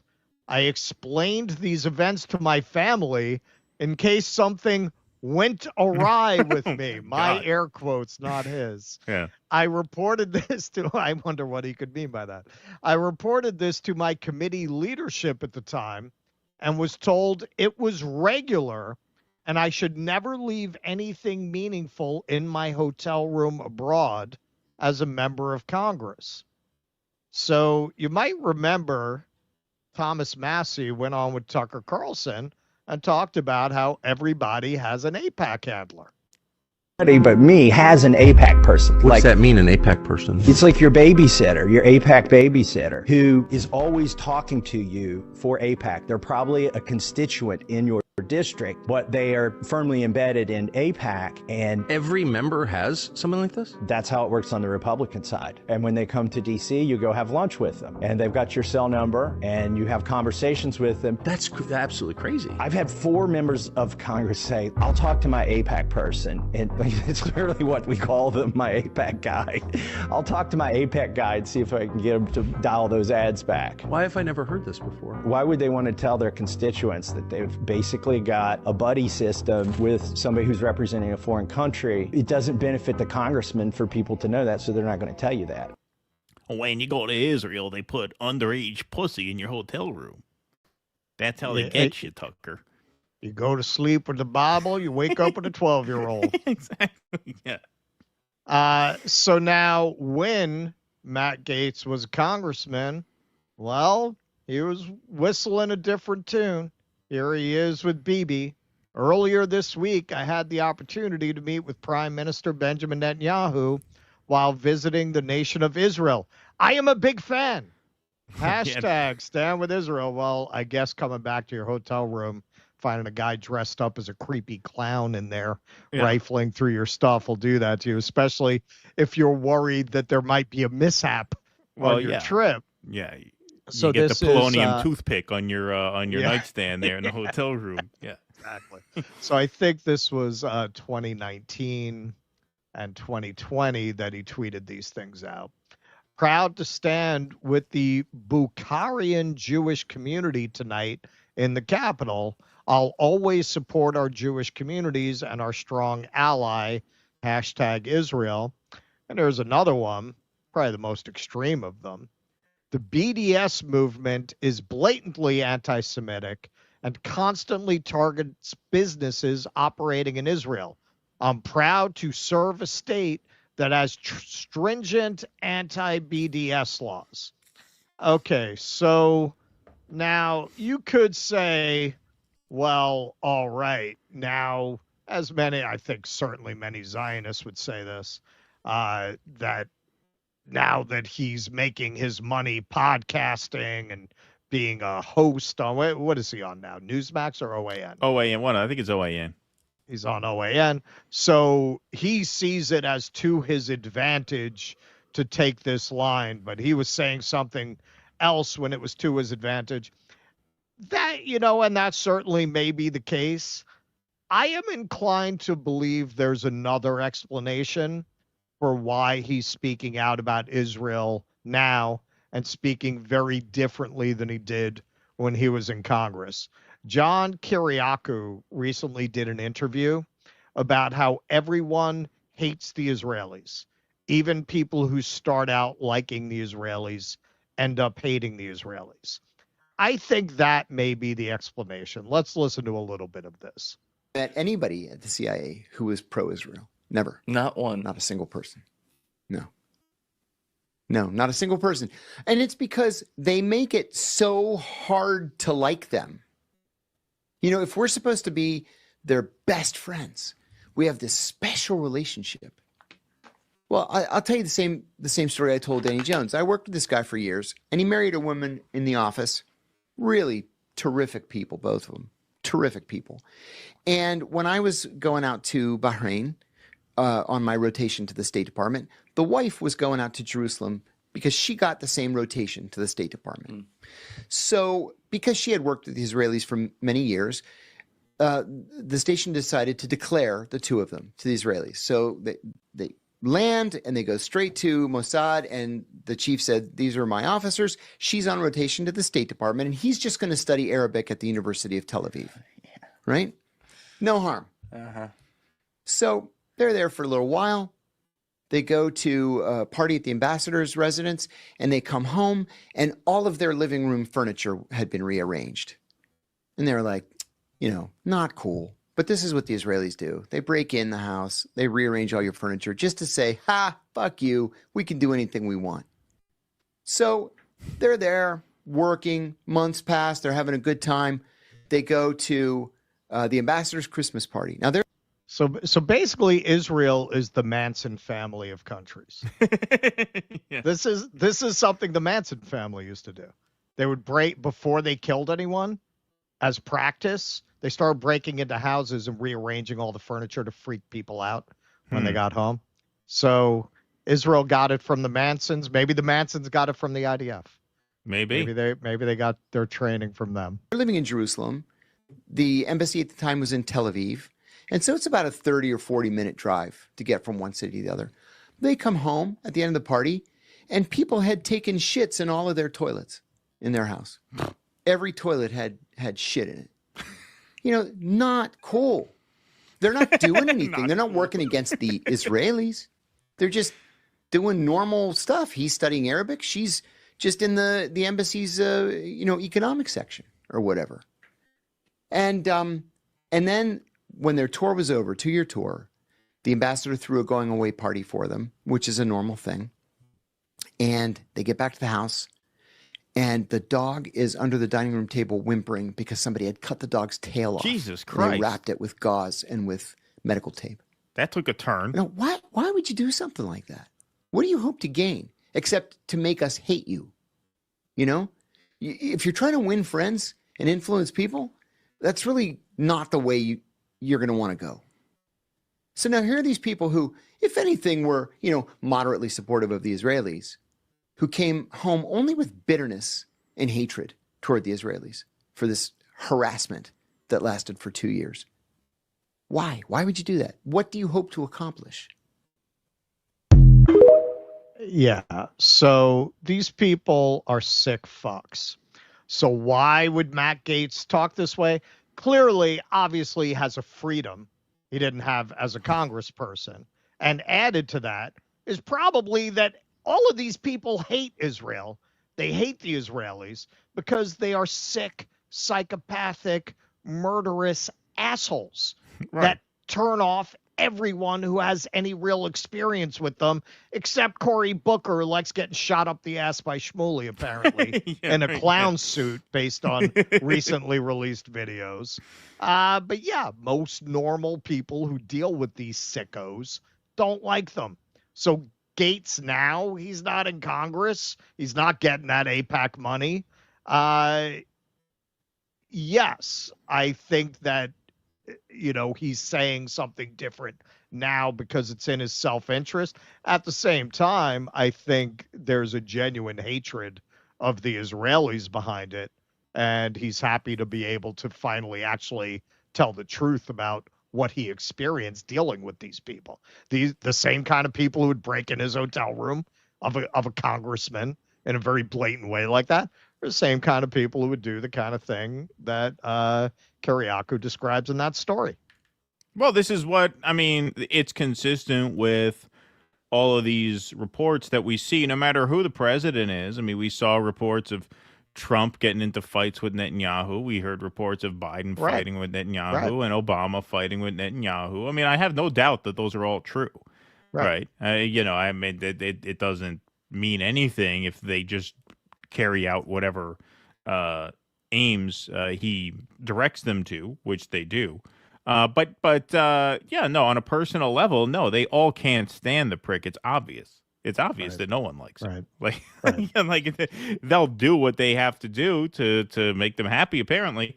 But they don't like them. No, that's pretty obvious. So yeah, no, that story makes total sense. What Matt Gaetz said. I mean, I don't doubt that for a second. It's bizarre shit. And it Or tracks what with- Kyriakou No, says. because it all tracks with what Massey said. Like, it all Right. makes sense when you put it all together. Right. You know, there's not even like there's not even really anything to unpack there. It's all pretty surface level, according to what they're saying. Like, all of it reinforces, each piece of video reinforces every other one. Right. You know, it makes total sense. Yeah, you have an intelligence state built around a victimhood complex with an absolute sense of impunity. You put all that together, you create monsters. Right. You don't mind I shit in your bathroom? It's okay, right? It's okay, is it? Wait Yeah. until they get Wait home. until- They're going to see the shit. They're going to go, what? Yeah, right. What? Crazy stuff. All right. Killer Hitton says, Keaton, is that a bear bukkake circle jerk behind you on that abomination of a bookshelf? No, this is actually a very wholesome gift that Amanda got me. I'll see if I can move it without it falling apart. Yeah, I can. So see, these are personalized. So, you know, I'm the daddy bear, she's the mommy bear, and then there's two big kid bears, which are Beckett and Sawyer, and then there's Augie, the baby bear, cradled between us. See, it's a nice gift. That's a nice one. I like that one. Don't you feel like an asshole now that you said that about like a nice family gift like that? It's okay. Don't you feel like an asshole? That's why he says Glenn Ross, never open your mouth until you know what the shot is. Yeah, never open your mouth until you know the shot. You got this nice family, man. Where you gonna go after the mug his kid makes him in first grade next? That looks Hey, like kid, shit. Hey, who drew Where that did piece you of get shit that? picture behind? You should Hey, return that. What's that ugly piece of shit on your refrigerator? Yeah, exactly. That Thanks, kid's Killer no Hitton. Picasso, I'll tell Yeah, you that. Exactly. It's Vito P. Hey, let's get a cowbell for Vito. Thanks for the $50 donation, Vito. Appreciate that very much. In this recent dust up with the Sphere, my money is on Whitney Webb. Cancer sucks, you guys, and a girl rock. Thank you, Vito. Appreciate that. Within the Sphere. Oh yeah, no, Tracy is like now he's making bank off of these Whitney. He put another one out today. I don't get it. But hey, What happened? You know, no, he put out Tracy? another piece about Whitney Webb. Yeah. No, I mean, she seems credible to me. I mean, I don't know what they're talking about. Okay. So some people said they played Scully. Somebody said in Pennsylvania they played it. Okay, so the phrase I never heard in my life that felt very Mandela effect to me. Maybe you've heard it, kid. More like fill in the blank than Carter made liver pills. Like more shoes than Carter made liver pills, or more I never buildings heard that than one Carter made. I've never heard that in my life. No, I never heard that one. Apparently, boy. Junior Soprano says it in an episode. Oh, all right. See, I don't remember that either. I know Sopranos pretty well. I don't remember that line. Check out the album The World as It Is Today by the Art Bears. All right. Thank you. Appreciate that. Username, I'm just glad that Juan Guaido has declared himself special prosecutor over the Epstein victims case. There you go. Thank you. Tulsi Massey 28. There goes the neighborhood. Master Yoda, no more wars for Israel. Join the American Communist Party at acp.us/join. Damon Wolf says, I want your guys' odds. Are we getting videos of aliens, the next plague, or GTA 6 before we get any legit info about the Epstein files? Which distraction route are they going to take? Well, Grand Theft Auto 6 comes out next year, right? So we'll probably get that. I would say that one. Hopefully there's no plague. I don't think the aliens are coming. I think that's another distraction from the Epstein files. That's what Trump's going to have to do at the end of all this in order to save his face. He's going to have to fake an alien invasion. Oh, it's like Watchmen. Yeah. Yeah, exactly. Carolyn Levitt says John Olmstead really says Mexico like Mexico. The woman is made of mayonnaise. Thank you, John Olmstead. Appreciate that. E.R. Silva says they'll pull a Luigi if someone does give information. Mangione. Eric Suarez, Colonel McGregor goes so far as to claim Hezbollah and Hamas are in Mexico. Is that right? Marvin Vargas says, DD going to Icarus Fest 2025. Two cool J's. No, we're not going to be at Icarus Fest. I would love to have gone. We would have gone. Yeah, but we are going to be in St. Louis that week making the Uhuru documentary. I would have loved to have gone, but unfortunately the timing just did not line up this year. Maybe next year. But yes, we will be away that week, and that is why we will not be there. If we were around, I'd definitely be there. You know, with the Whitney thing, you got like two things going on. You've got the, clearly you got like the boys club beating up on the one woman in the space. But what she said on Brianna seems pretty clear. I mean, Tracy accepted. Tracy's just a contrarian. But the rest of them, yeah, she's the only one who goes after Trump, Palantir, Thiel. The rest of them don't talk about that. They stay off that subject. Yeah, man, those guys, Benz, they're bought and paid for. They're controlled opposition, all of them. That is the issue that they really have with Whitney. I wouldn't put Michael Tracy in that category. He's been waving his arms around about this ever since it became a story. I'm just going to piss everybody off by saying the opposite. Right. There's just another example of that. But in terms of the whole like Cooper, Dawson, Benz nexus, yeah, there's some of the boys club shit going on. But there's also, she goes after the people that they don't go after because their job is to misdirect you. That's what they do. They're sheepdogging you towards Donald Trump. Just like Tucker will get up on that stage and talk about, yeah, it's terrible that people can't buy a house. What big, beautiful bill? I never heard of it. Right, I don't know anything about that. Yeah, exactly. I think that's true for most of them. I think Tracy is like the Max Bialystock of this space. He's the guy who like, what if I said we could do better if we piss everybody off? What if I told you we could gain more traction if we make everyone hate us? That seems to be what if I told you Epstein was fighting the deep state? Yeah, right, exactly. Yeah. All right. It'll be a musical celebrating Jeffrey Epstein. Yeah, right. Yeah. All right. Let's see. What do we got here? What's next? Okay. All right. Okay. Here. This is kind of a nice piece to do next.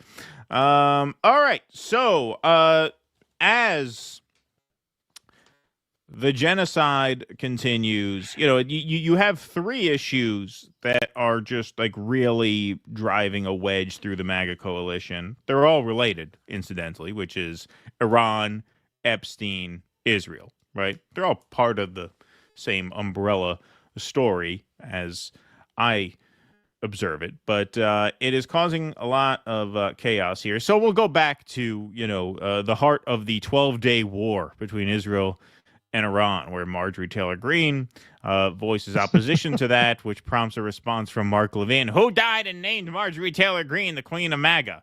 Trump is MAGA. He received 77 million votes. You're a little-known politician from Georgia. Hate to break the news to you. We're Team Trump. Go Trump. All right, so then on June 20... I mean, to be fair, she's pretty well-known. She is pretty well-known. Exactly.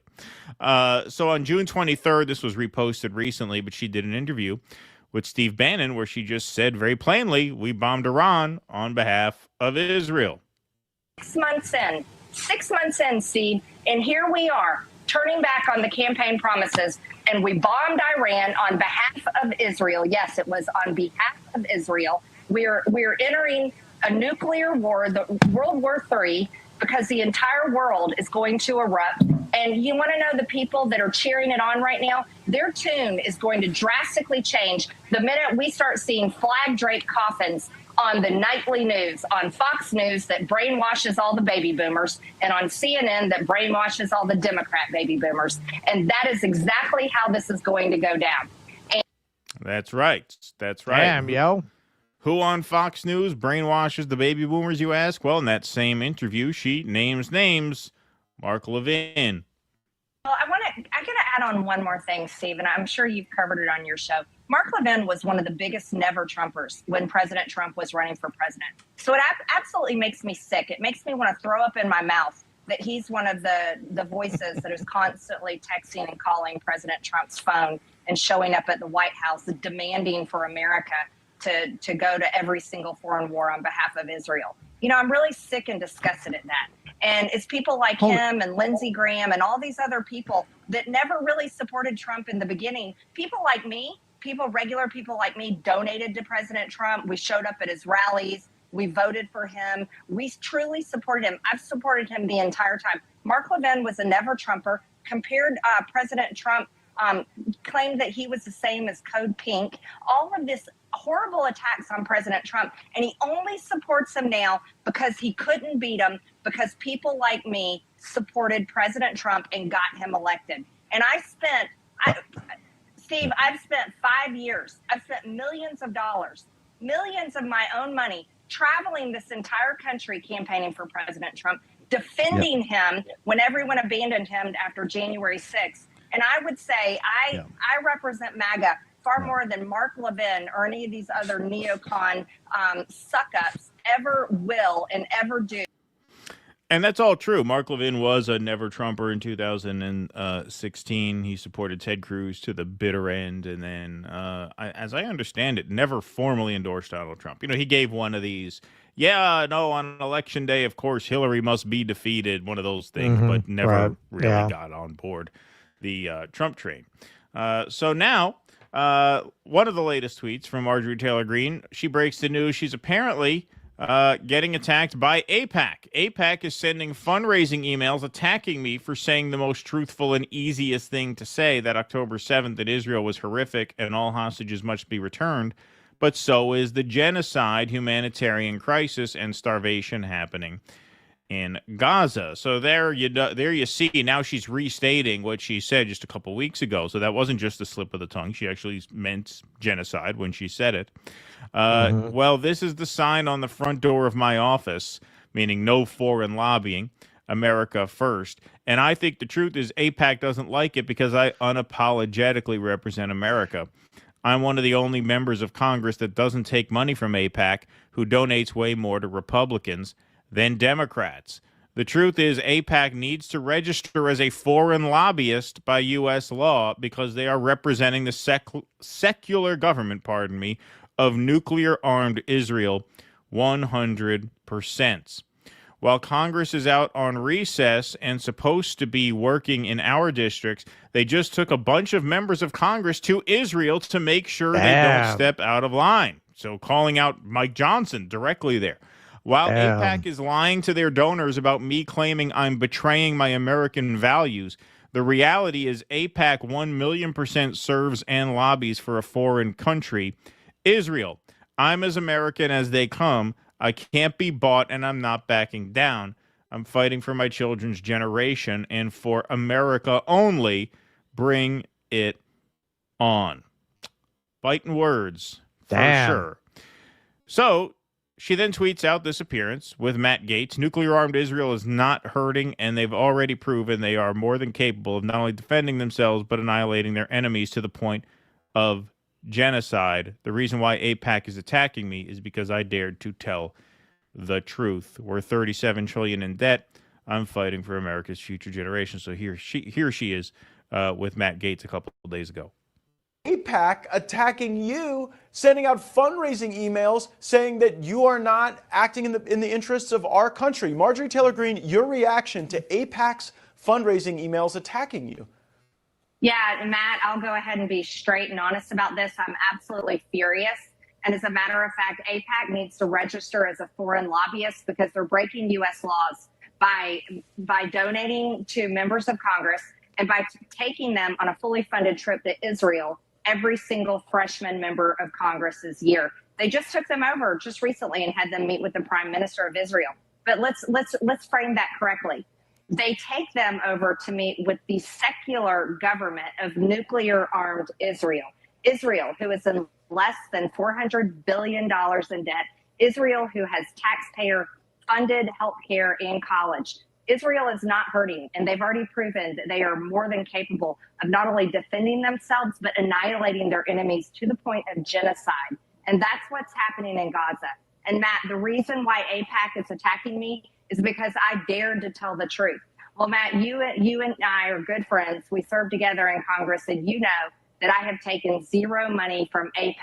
As a matter of fact, I am so unapologetically American. I have a sign on the door of my office that tells all lobbyists, foreign lobbyists, to stay out of my office and that they have to follow the law. So, yeah, not backing down there. So this prompted an attack from Laura Loomer. From Jigsaw. Yeah, from Jigsaw. While I have no love for AIPAC, it's so funny watching Representative Marjorie Taylor Greene come out and say she's going on an anti-pro-Israel crusade. When I was running for Congress, she begged me to write a letter for her saying she supports the Jews after she made her Jewish space laser comments. She also begged me to introduce her to the Moskowitz family because she wanted money from Cherna Moskowitz, who has since passed away, but whose family gives a lot of money to the GOP. MTG constantly asked me to introduce her to Jewish donors. Hilarious. I'm going to throw her FEC and show, I'm going to go through, her FEC and show all the receipts. There is no genocide in Gaza. Marjorie Taylor Greene is just angry she was iced out by the White House, so she wants to create drama for the Trump administration. Yeah, no, that's her goal. Yeah, it's not like she's been very cozy to trust. It's not like she's branded herself the queen of MAGA up until this point. They don't really want much to do with her. She is very triggered by it, and now she's lashing out. It's really that simple. She was more than happy to beg Jews for money. So Mark Levin piles on again. Word gets out in Mediaite that Laura Loomer attacks Marjorie Taylor Greene, and he says, good for Laura, further exposing kook, MTG. Marjorie Taylor Greene sounds like a lunatic and Marxist Islamist Jew hater. I mean, just hitting all the buzzwords. Repeatedly stabs the president in the back and trashes conservatives. She's a favorite and regular guest of the America trashing fake MAGA podcasters and quoted often by the left-wing media. She has abandoned her congressional district, a complete embarrassment, and now Laura has exposed her as a nasty hypocrite and phony. Well, Russell just did a segment where Matt Gaetz used to, talk up Israel all the time. Like, it's not necessarily an own to be like, yeah, in the past they took money, right? I mean, in the past, everyone was a lot weaker on this than they should have been. Almost everyone. I won't say everyone. But, the fact of the matter is, what she says there, she hasn't taken money from AIPAC. She's saying they should register as a foreign agent. She's doubled down on the claim of genocide. It looks like she is committed to become a thorn in the side of the pro-Israel wing of the Republican Party. I won't even say MAGA. Forget me. I don't even know what MAGA is at this point. MAGA is just basically, a bunch of closeted couch potatoes who get off on feeding immigrants to reptiles. Like, that's basically what MAGA. Like, I don't even know what else MAGA is. There's the Republican Party, but like. When it comes to MAGA, I don't even know where you would. I don't even know what that is anymore. That's old should news. go. That should go on the soundboard. Yeah, I mean, I don't really know what you're talking about there.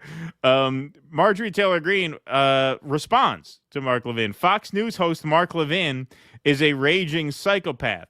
He is attacking me, lying about me, and even worse, in comments in his own post calling Christians bigots and says I should go to prison, all because I am unapologetically America first and unapologetically fighting for my children's generation. Ever since I called for a recorded vote on my amendments to defund U.S. taxpayer money to Israel and other foreign countries and foreign aid, Mark Levin has rabidly been attacking me. And then the attack started from AIPAC. Do you see the pattern? Fox News host Mark Levin, a once hateful never-Trumper, is 100% Israel first and America last. So, yeah, Levin engaging in the comments saying, you're a bigot, Marjorie Taylor Greene 2028. Prison, he says, for prison.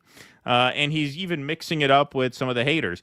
Only thing that matters to you is whether someone grovels at the feet of Israel, right, little Mark? And he replies, why do you hate America, pig? So he's really passionate about his hatred for Marjorie Taylor Greene. And I just want to say, if you look at what Laura Loomer said, this is how nuts these people are.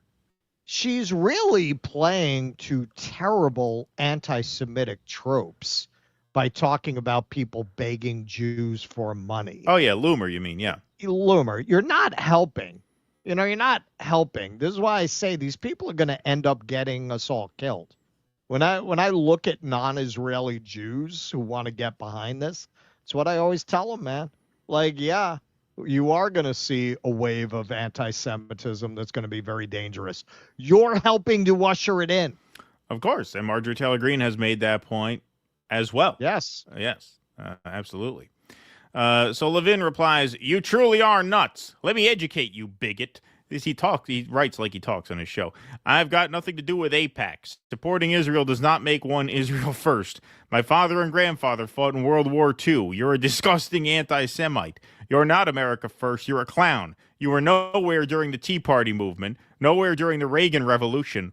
What was she, 9 years old during the Reagan Revolution? I think she's Gen X, right? Marjorie Taylor Greene. What was she a child during the Reagan Revolution? What the fuck are you even talking about?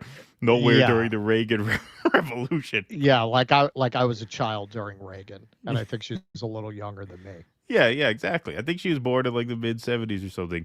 You did nothing for Trump in the 2016 primaries. You're an opportunist. You were playing with Barbie dolls while I was campaigning for Ronald Reagan. You're stabbing Trump in the back every chance you can get. You've done nothing for the Convention of States. You're a crackpot, a backbencher. You don't speak for Christians. I work closely with fantastic Christian groups, leaders, and pastors who find your relentless smears against Israel and your blood libels disgusting. I have Christians in my family who think you're horrendous. You didn't run for Senate because everyone knows you'd get creamed. Okay, well, Matt Gaetz then chimes back in. There's not a single congressional district in America where Mark Levin would defeat Marjorie Taylor Greene in a Republican primary. Not one. Yeah, I sense that. Yeah, that's true. Absolutely right. Absolutely true. Maybe 5 towns. Yeah, right. Yeah, exactly. And yeah, this is what Matt Gaetz is talking about. There's a great website now, which I believe is called. God damn it! I meant to write it down. Okay, there it is. NotMyTaxDollars.org. Kind of like an AIPAC tracker type thing, where you can enter the state and the city, and you can see what the money that is allocated to Israel by your state or by your municipality would do for the community in which you live. So in Georgia, $452 million in change to Israel's weapons could instead fund one of the following: 283,000 households with 1 month free rent, 952,000 families with 1 month's free groceries. Go on down the line. Our next segment, we're going to get into that when we do a piece about Sarah Huckabee Sanders. I actually have that for Arkansas. Yeah, exactly. You could actually have the same data from Arkansas. So if you look at Marjorie Taylor Greene's hometown, Milledgeville, where she was born, it gives you a breakdown here, too. 914,000 to Israel's weapons could instead fund all of this, or any of those items. So that is why, what Matt Gaetz says is true. It's why even on the right, you're seeing the tide really turn, because whether you're left wing or right wing, you can clearly see this is not good for America, right? Clearly. I mean, that's just obvious to anybody who's not completely brainwashed, which is why, ultimately, what is the future of conservatism in America? Again, fuck MAGA. I don't care. I don't even know what that means anymore, honestly. But what is the future of conservatism in America? It's much more the Marjorie Taylor Greene mold than the Mark Levin mold. That's totally obvious. It's totally obvious because everyone can just see very plainly this is not working for us. Even if you don't have concern for the the people in Gaza, which oddly enough, we're seeing more and more people actually do. Like Kshama just said, she got an email from a guy who was right-wing on a lot of issues who says, I really appreciate your stance on Gaza, because obviously, you know, who could not empathize with what they're going through at the hands of the Israeli state now. So you are starting to see that become mainstream in a way that it had never been before. And even people on the right are saying, hey, you know what? You can call this whatever you want to call it. It's clearly not America first. Clearly. And so this, I think, really touches on that very, very strongly. And so, yeah, between Epstein, Iran, and now Israel, you really start to see the conservative movement drawing some lines, and it's going to be interesting to see how it shakes out. But Levin versus Marjorie Taylor Greene, yeah, she's going to have the people on her side of this one. Well, you look at those tweets and those interviews, and literally not even Ilhan Omar or Rashida Tlaib have gone at AIPAC and Israel like that. Right. There is no Democrat that will go with them like that. I don't know of any Democrat that will take that kind of stand on foreign lobbying and make it that clear how much their colleagues are owned by foreign lobbyists. Sure. There's not one Democrat that I can think of who has done anything to that extreme in calling out the system and the corruption in it. The problem. Well, the trip to Israel. I mean, she's calling out Mike Johnson pretty directly, the leader of the party in the House. Yeah. Yeah. The problem is that if you look at someone like Marjorie Taylor Greene or even Thomas Massey, frankly, okay, so suppose you clawed all this money back from Israel. What would they want to do with it? Give more tax cuts to billionaires? Like, they don't have any economic agenda that I've ever seen them express that would in any way help the people that they're talking about. You know, I mean, I believe with Marjorie Taylor Greene and with Massey that they actually have convictions. Their convictions are fucking insane on economics. They're insane. They're disproven. They're magical thinking. How many decades of trickle-down economics do we need before you give up on that idea? Well, that's the thing. All this hand-wringing, yeah, look, big, beautiful bill. Okay, Massey, in the end, he voted to advance it. Right. So what's it worth with that? Like, what would they do if you stop funding Israel with that money? Not that we shouldn't anyway on general principles to stop funding a genocide. That's a good in and of itself.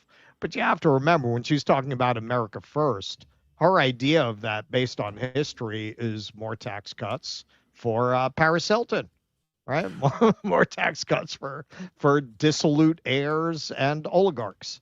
Right. Well, that's exactly it. I mean, yeah. I mean, when she talks about how, you know, I'm for the American people, we owe our children a future. Okay, so why'd you vote to cut Medicaid like that?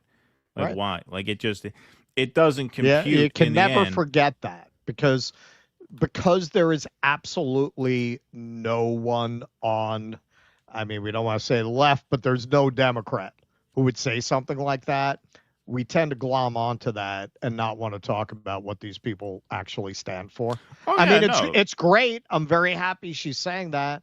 And I am not one of those who say, well, we can't work with her. I'll work with anybody who wants to stop a genocide. I don't care. But remember who she is. Remember what she actually believes in. Same thing with Massey. Oh, yeah. No, 100%. No question about that. All right. Dorian Marquise says, come on, y'all know there's only one way out of this mess. Anywho, remember Russ's movie review of Civil War last year? I saw it. We're screwed. Yeah, it's a great movie. Great movie. We're living it now. Yeah, exactly. Patty Savage, thanks for the $9.99. Always a great show. Thanks, DD. Thank you, Patty. Appreciate that very much. Glad you're enjoying it. Greg Kelly on Newsmax says, soap opera, thanks for the $10. has been stumping for Ghislaine as a victim. Yeah, no, they are fucking comical. I think we played that. I don't know who Greg Kelly is by name, but yeah, I think we played that clip twice. Yeah, we played. Yeah, he was Ray Kelly's son who was accused of assault. Oh, that's right. Yeah. And while his father was police commissioner, and strangely enough, they didn't find enough evidence to charge him. Oh, this is interesting. So she says, coincidentally, Alex Acosta has just joined the Newsmax board. That's interesting. This is from Keith Olbermann, of all people. Wow, that's interesting. If that's true, that's wild. Scorpionic Sag, thanks for the $9.99. So is the blood in the water now to openly call out the boomers? Y'all called out boomers a third rail issue before. What do you think now? No, I mean, I don't think it's ought to be a third rail. Not at all. Not at all.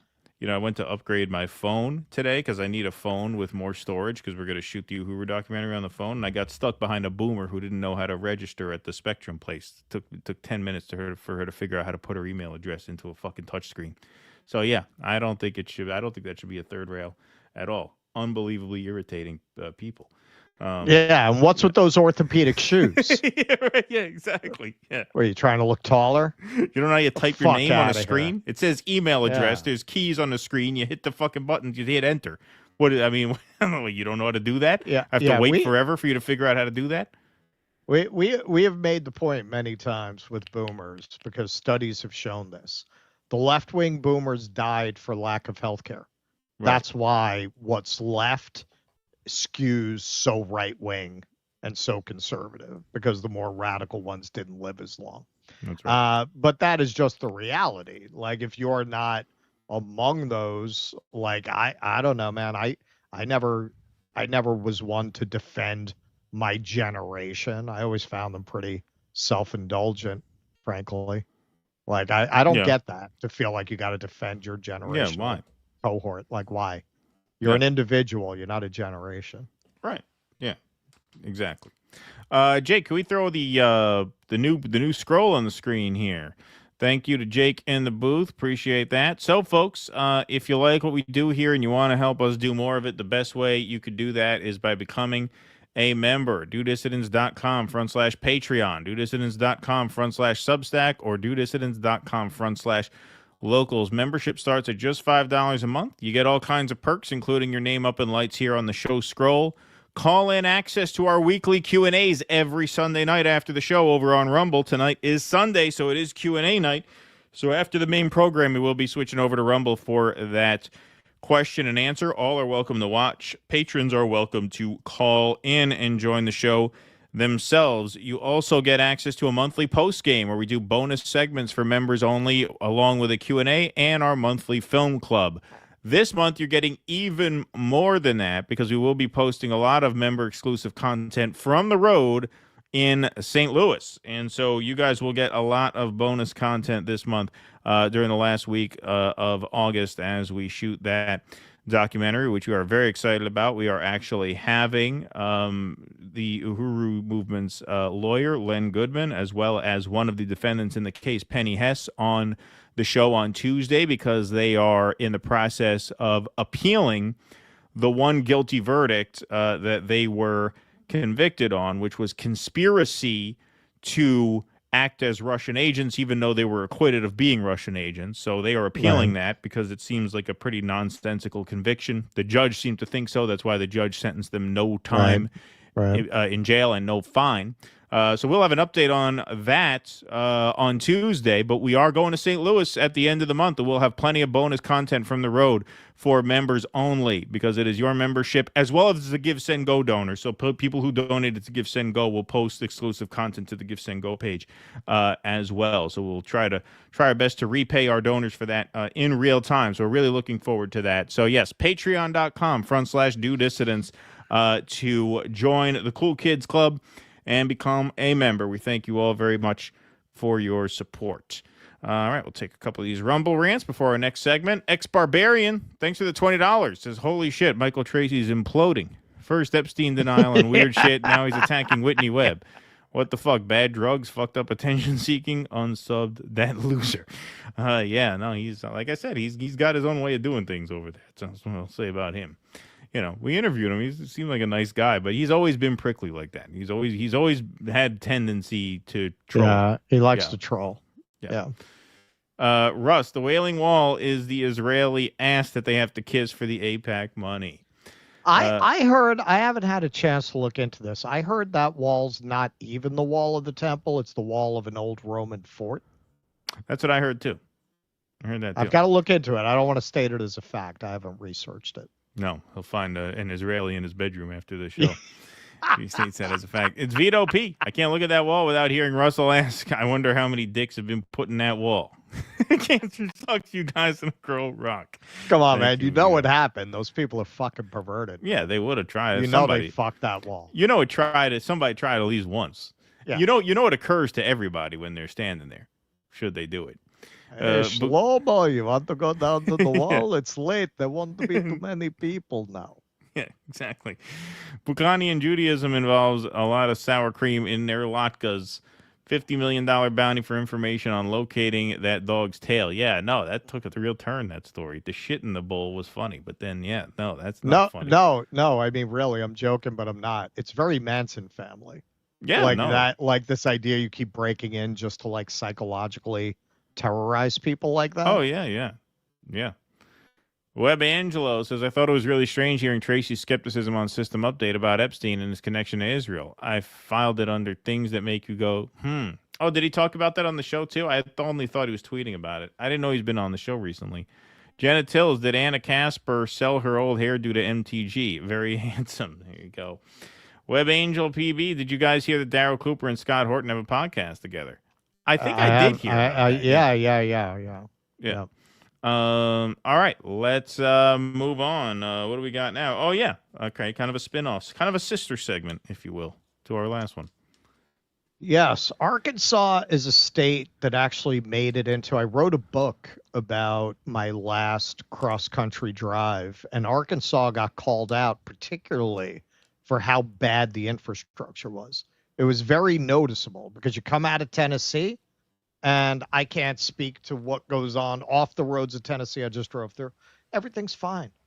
You get to the rest. Okay, most states at least try to put a good face on the rest stops, right? At least because that's what the visitors are going to see. They make the rest stops nice. You get to Arkansas, man, at least when I drove through, it's a while ago. You go down a dirt road over some boards, over a creek. You get to some unsealed insulation and some corrugated tin. It was amazing. I mean, it made enough of an impression on me that it was an entire chapter. So Arkansas is a state that's been neglected for a very long time. This is from Earth Hippie. They have woken up in deep rural America. Arkansas taxpayers are on their knees while their bought-out politicians loan Israel millions.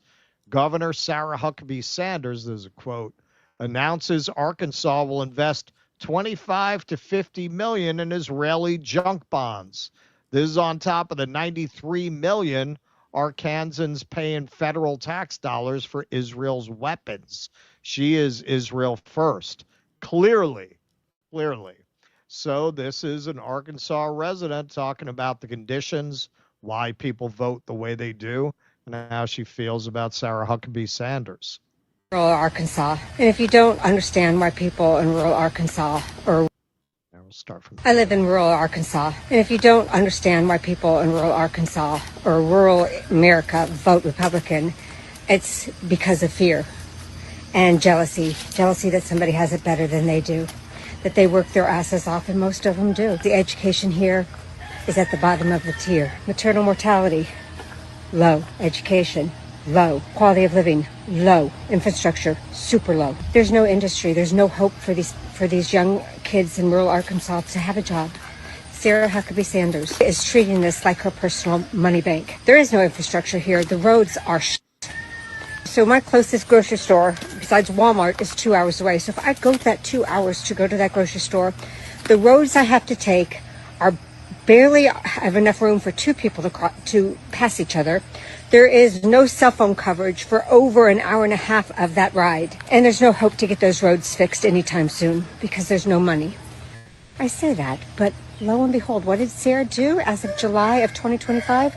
She has loaned and bought $55 million worth of Israeli bonds. So she's loaned Israel $55 million with a catch to give them $100 more million by the end of the year. When her people are starving, they have no medical care. Teenage girls here are living at home pregnant with their moms. And they're living at home with their moms and their boyfriends. Because that's how rural America lives. There's nothing for these kids to look forward to. So why would they ever vote Republican? Because that's what they're told to do. $150 million would go a long way to feed, get medical attention, and up our so that our children here in Arkansas don't die in infancy and the mothers don't die in childbirth. And that is rural America. Sarah Huckabee Sanders. She is the worst governor okay, she's second. Our neighbor Texas Abbott is worse, but she's a close second. Okay. So let's take a closer look at the situation there in Arkansas. So U.S. News and World Report ranks it number 44 overall out of, last I heard, we have 50 states. So that's pretty close to the bottom. Crime and corrections, what was that, 48? Economy, 26. Education, 36. Fiscal stability, 15, so it's stably impoverished. Healthcare, 47. Infrastructure, 41. Natural environment, 35. Opportunity, 28. I guess you can go get a job at the Tyson plant there. Median income, $38,579, which is a little more than half of the first quarter national average for 2025, which is $62,088. So what is Sarah Huckabee Sanders' solution? What is she doing to help the people of Arkansas to come out of this impoverishment, lack of education, poor infrastructure, lack of health care? What is she doing to help her constituents? Let's see. First year in office, I was proud to be the first governor in the country to kick China off of our farmland and out of our state. Unfortunately, the Chinese Communist Party isn't a threat that's going away anytime soon. President Trump was the first president in my lifetime to take a hard line against the CCP, and Arkansas needs to have his back. That's why today I'm announcing the Communist China Defense Legislative Package, a sweeping set of bills that will defend Arkansas from foreign bad actors. So she's worried about foreign bad actors. Well, not all the foreign bad actors. I guess some bad actors got to pass. China, which owns 3% of the farmland. We did a story on this. I think Canada owns north of 20% of farmland, and we know they have those flippy heads. Got to do something about it. The South Park guys let us in on that. This Sarah Huckabee Sanders tweeted this out. Arkansas puts its money where its mouth is and investing millions in Israeli bonds. She's very proud of this. She's very proud of the fact that she has this impoverished state where the people are living in desperation, where people are starving. She gives so little of a shit about that she would brag about this on her feed. The Arkansas Public Employees Retirement System trustees agreed to invest between 25 and 50 million of funds in Israel bonds. A smart financial move for our state and a bold statement that Arkansas will always stand by the nation and people of Israel. I am sure there are a lot of people in Arkansas are very excited to hear that. I'm sure this is what the people there are really concerned about. So this was actually a response to this from Tiberius.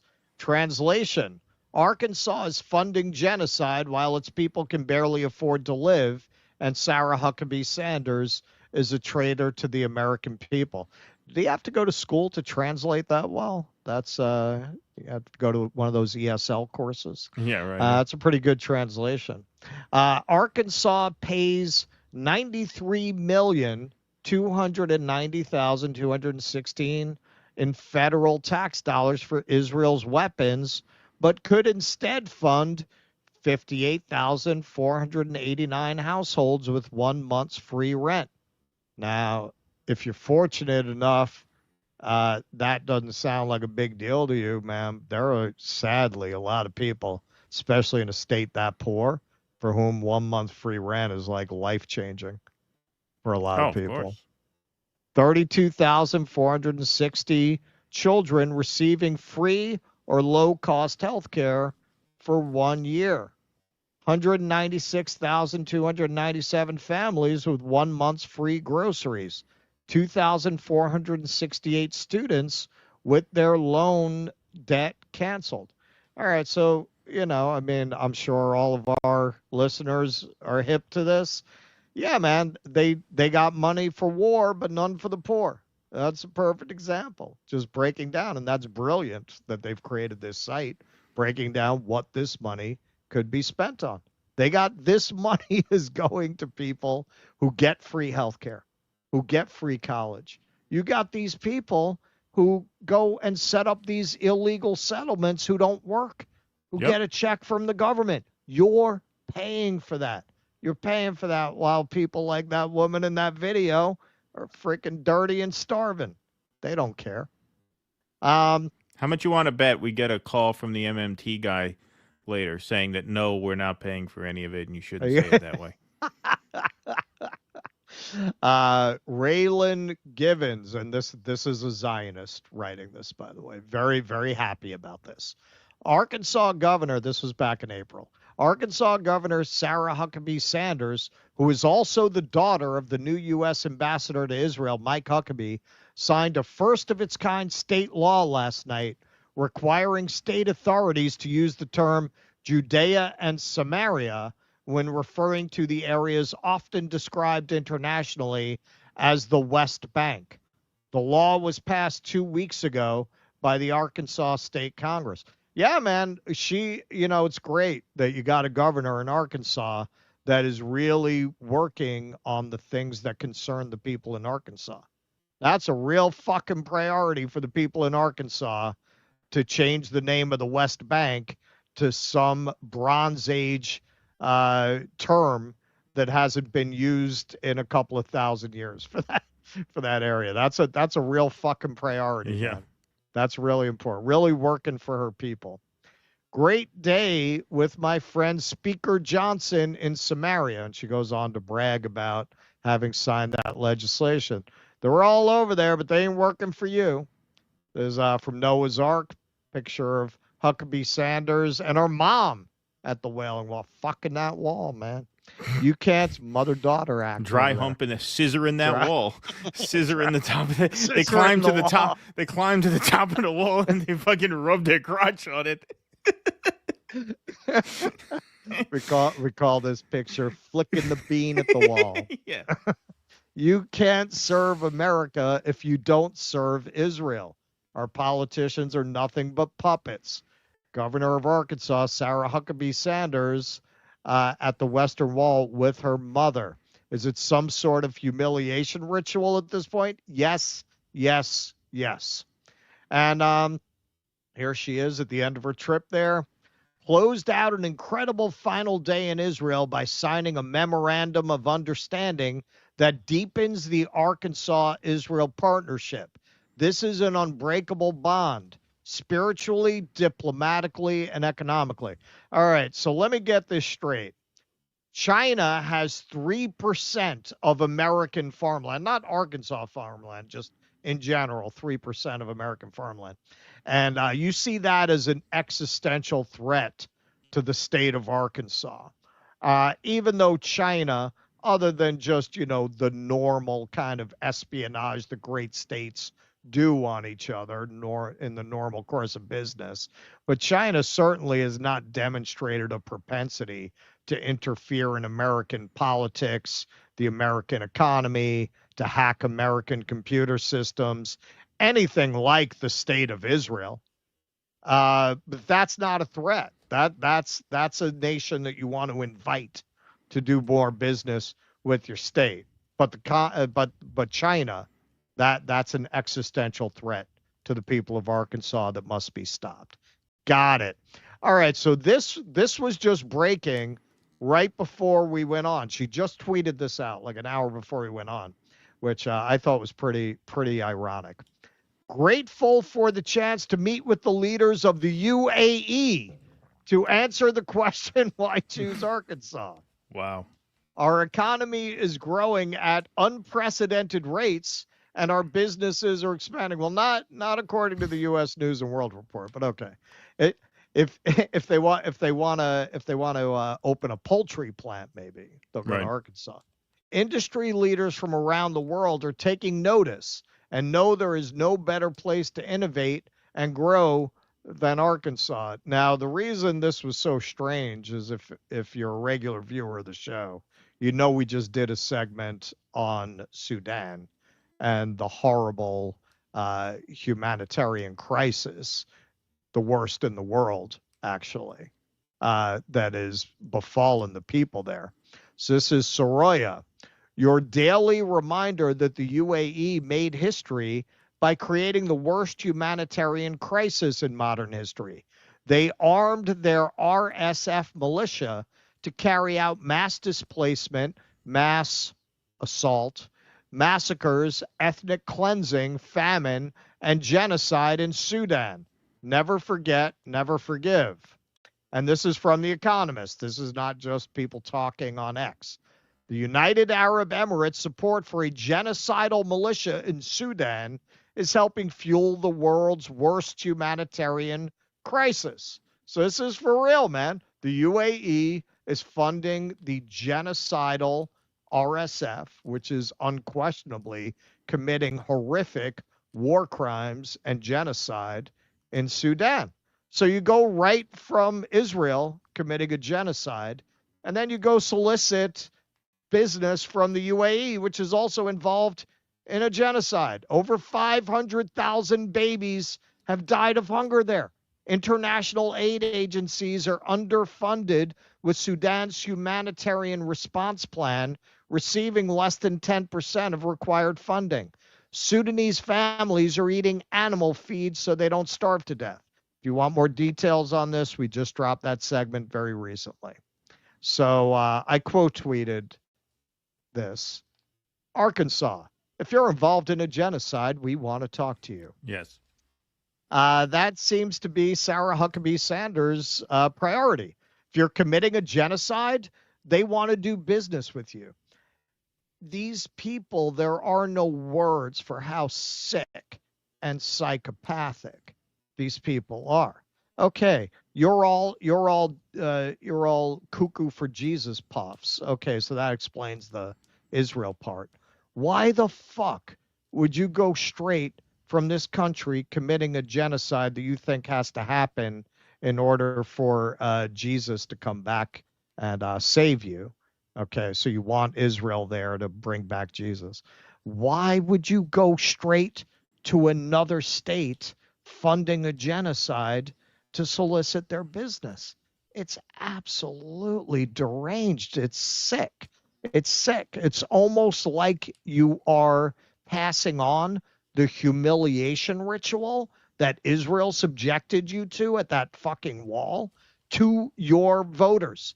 You're performing a humiliation ritual on your own constituents by going around to these genocidal states and committing resources that should be going to your people to doing business with these states. It's amazing.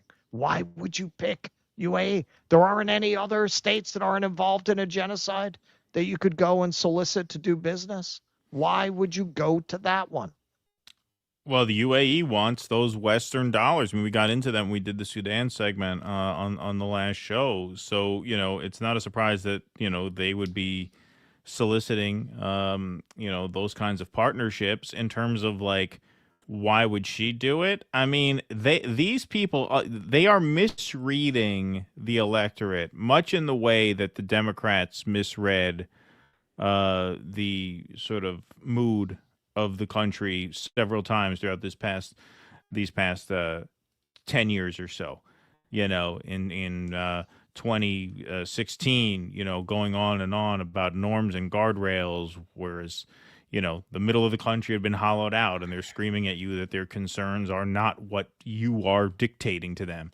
Same thing in 2024. Democrats made, you know, defending democracy a central pillar of the campaign, and people's number one concern was inflation over and over again. And that's kind of, you're seeing a similar out of touchness here with people like Huckabee Sanders, like thinking this plays to the people of Arkansas.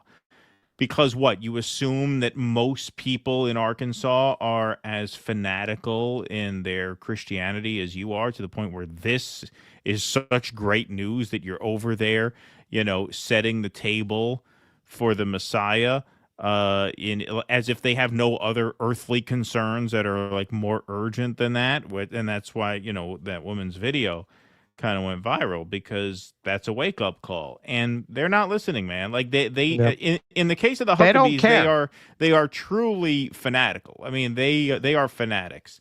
You know, I don't know Mike Johnson. I don't know his biography enough to know if he believes all of the red heifer shit. You know, who knows?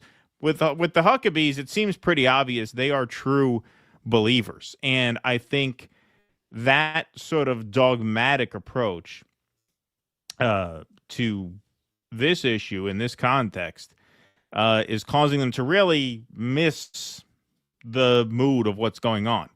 Now, you know, can she withstand it? You know, these are questions for individual states and elections, and it depends on when you're up for re-election, who you're at, blah, blah, blah.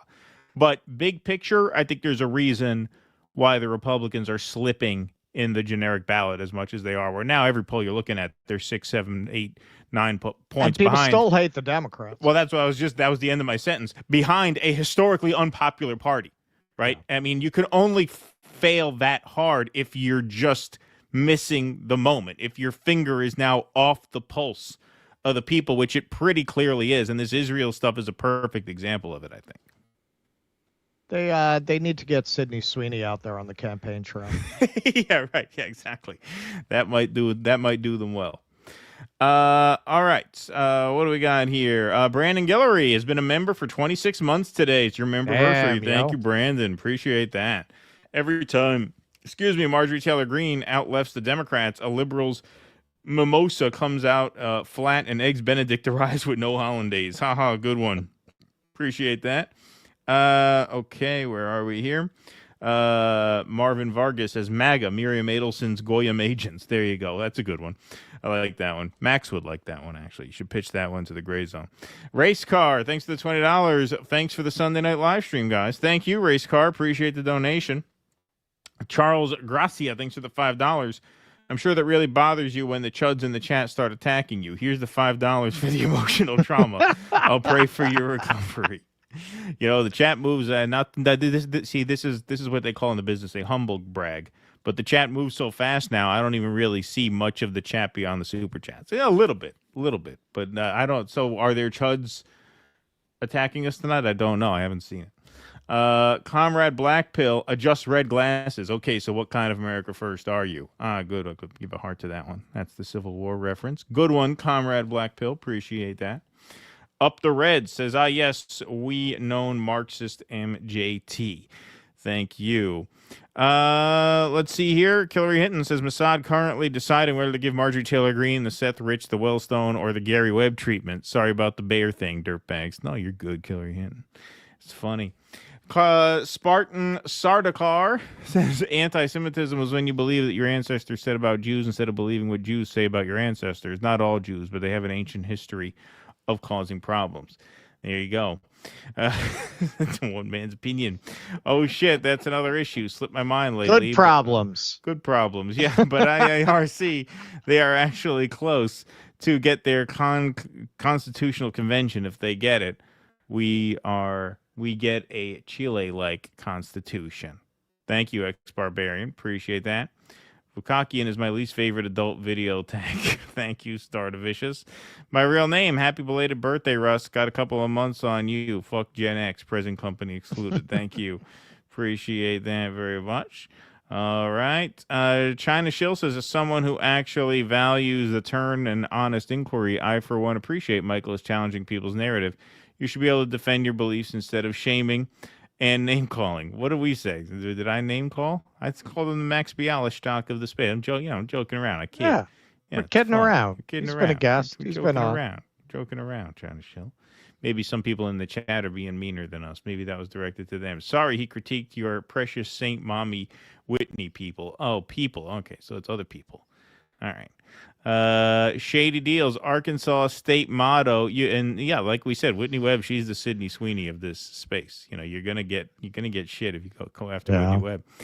Arkansas state motto: you can drink the tap water if you aren't a pussy. There you go, Shady Deals. Appreciate that. All right, folks. We will. That's what I said in my chapter. I said, if anyone had actually seen Arkansas, Bill Clinton would never have been elected. Yeah, that's a good quote. All right, hey folks, just a quick word. John Coa has been sponsoring us for a while. He's got a new single out now for his new album called A to Z. It's called Just a Little Off the Rails. John Coa is developing a new long-form album, which he's releasing bit by bit, and the core of these songs were the rhythm tracks from a collection of live acoustic performances between 2017 and 2020. John was going to release just the solo acoustic tracks, but didn't feel like releasing music while witnessing the same state of affairs we discuss right here on the show. So instead, he waited and continued recording, and now the songs are being released. So Just a Little Off the Rails is the first single, and it's an autobiographical song. Great tune. We've played it on Rumble a few times, featuring an acoustic guitar, bass, vocals, and slides. You can check it out at his Spotify. You can get the links to all of his socials, including Apple Music, YouTube, and Spotify, at this handy link we made for him at dudissidents.com/Coa. So please do go and check that out. Okay. This breaking. Israel kills Al Jazeera journalist. It says was Hamas leader. Oh, that's what they're saying. The journalist was Hamas. The Al Jazeera. Wow. Yep. Yeah, well, that's of course he was. Everyone said UN's Hamas. Right. Everybody, yeah. Everybody. CNN's Hamas. Marvin Vargas, thanks for the $2. DD do show on all states and how much they give the Zionists. Well, you can go to Not My Tax Dollars. That's the website, which gives a pretty thorough breakdown of all of that. Thank you very much. Okay. All right, we're going to move right on along here. Okay, so the atrocities just pile up. Obviously, the big news of today was the killing of the Al Jazeera journalists. But obviously, more Palestinians killed at aid sites. Palestinian Pele killed while awaiting humanitarian aid.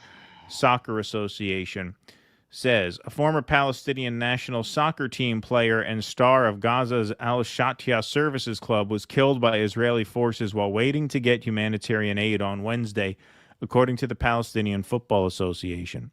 Suleiman Al-Obeid, 41, was killed by Israeli bullets that targeted Palestinians who were waiting for humanitarian aid in southern Gaza, the PFA said in a statement in Arabic. The IDF did not immediately respond to ABC News' request for comment on Al-Obeid's death.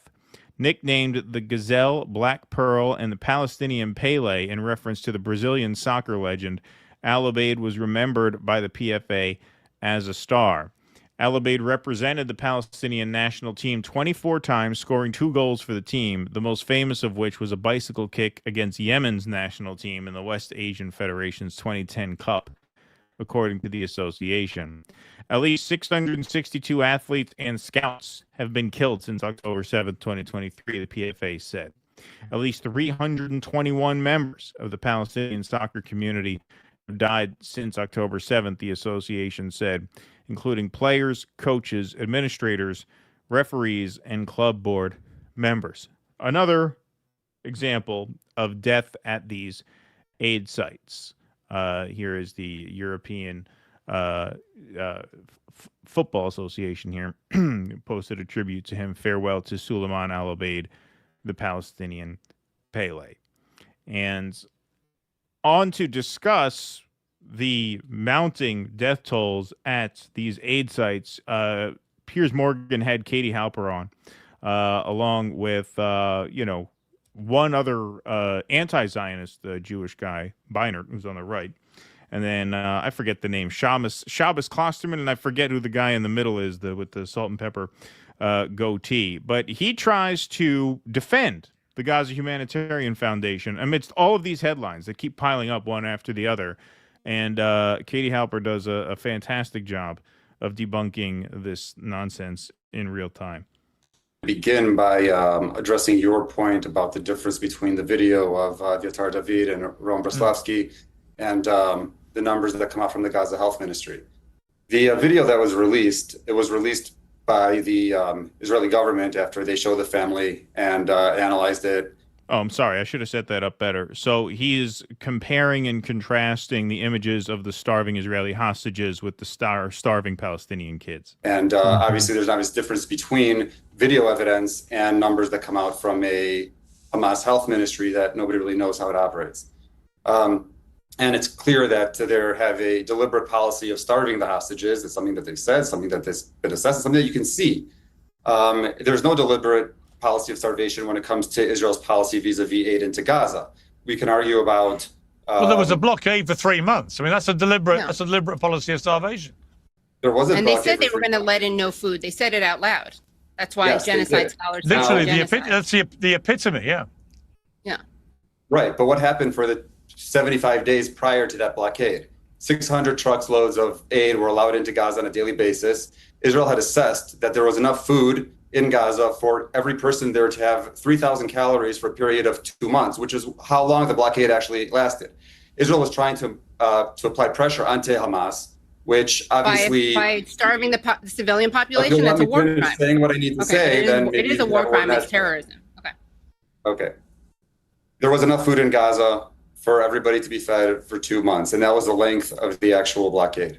Hamas stole all the aid, or I shouldn't say all the aid, much of the aid, and used that to fuel their war effort against Israel. And we know that to be a fact. Now, when Israel... You do not know that to be a fact. That's been debunked numerous times. So this guy's name is Benjamin Molam, who is an Israeli blogger, writes for Times of Israel and them. So no, that is not a fact. Like you can't just... the IDF just said that there was no evidence for that. The IDF and USAID. And USAID. Yes. Israel reopened the aid. They had set up the GHF, the Gaza Humanitarian Foundation system, in order to prevent Hamas from receiving that aid or stealing that aid. And we know that it was successful because one of Hamas's key demands in the negotiations over a ceasefire was that GHF be dismantled. Why would they want GHF to be dismantled? It's another method for bringing aid into Gaza. If they really care about aid in Gaza, why do they want How many people have been killed trying to get food from GHF? How many people have been shot and killed? I don't know how many people have been, and how do you know how many people have been killed? Hundreds. And we know that from the Green Beret. What about Anthony Let me ask a question. Testimony? We know that over 1,000 people have been killed as they are in these big lines trying to get food, right? My question for you is, how many have Israel killed of the 1,000 plus who've died? I don't know. I don't know how many were killed by Israel. I don't know how many were killed by Hamas. But there is documented evidence of Palestinians in Gaza saying that Hamas was shooting at them. And Israel has acknowledged shooting to keep people away. I don't know if you've seen some of these videos, but you've got groups of a handful of soldiers, and you've got thousands of people coming at them. That puts them in danger, in a clear danger. And they're shooting warning shots. They're shooting at their legs.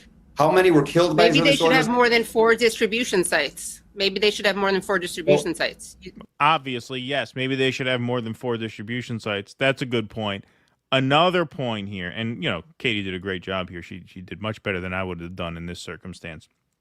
Although I'd be a good Piers Morgan guest because I would give the producers exactly what they want. I would just scream ad hominems at my opponents. You'd be screaming "eat shit" a lot. Yeah, exactly.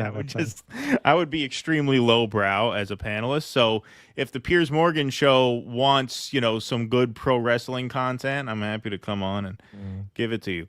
But it's a very revealing thing that he says there. I want to play this once more. Just go back a little bit. Videos, but you've got groups of a handful of soldiers, and you've got thousands of people coming at them, that puts them in danger, in a clear danger, and they're shooting warning shots, they're shooting at their legs. How many were killed by Maybe Israeli they should have soldiers? more than. Okay, the shooting at their legs thing.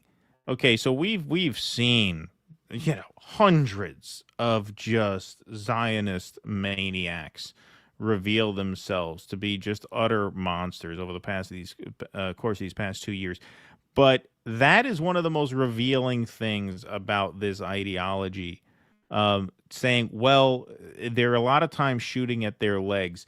If you remember a few years ago, I think it was at the end of Trump's first term during the George Floyd protests, where he wanted police to shoot protesters in the legs. He didn't want them to shoot to kill, but he says, why can't you just shoot them in their legs?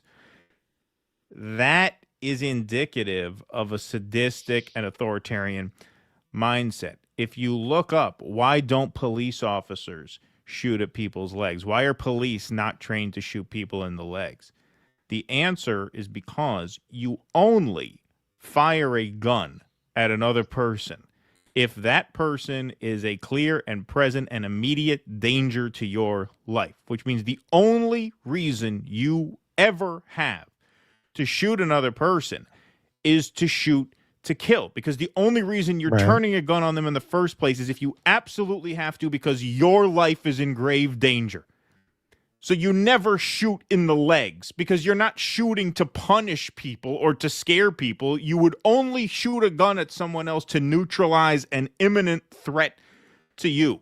So the fact that this guy's saying, well, you know, they're firing warning shots and they're shooting in the legs, that is revealing of a sadistic authoritarian ideology, that the goal is to intimidate, to terrorize, and to inflict pain on a person. Anyone with any background in law enforcement or military will tell you, you only shoot torso and up because you're only shooting because you have to.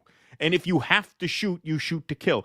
So that is very indicative of just how sadistic these people are. Well, they're running to get food and they're coming right at you really fast, so you shoot them in the leg. What? What? That's sick. That's insane. That's insane. You don't shoot a gun at a person unless you absolutely have to, in which case you're shooting to kill. You're not shooting at the leg. It's a completely sick thing to say. It's a very, very revealing thing that he said that. Yeah. Well, if you just look at what they did in setting up the GHF and getting UNRWA and the UN out of the business of distributing food, which is what they wanted from day one.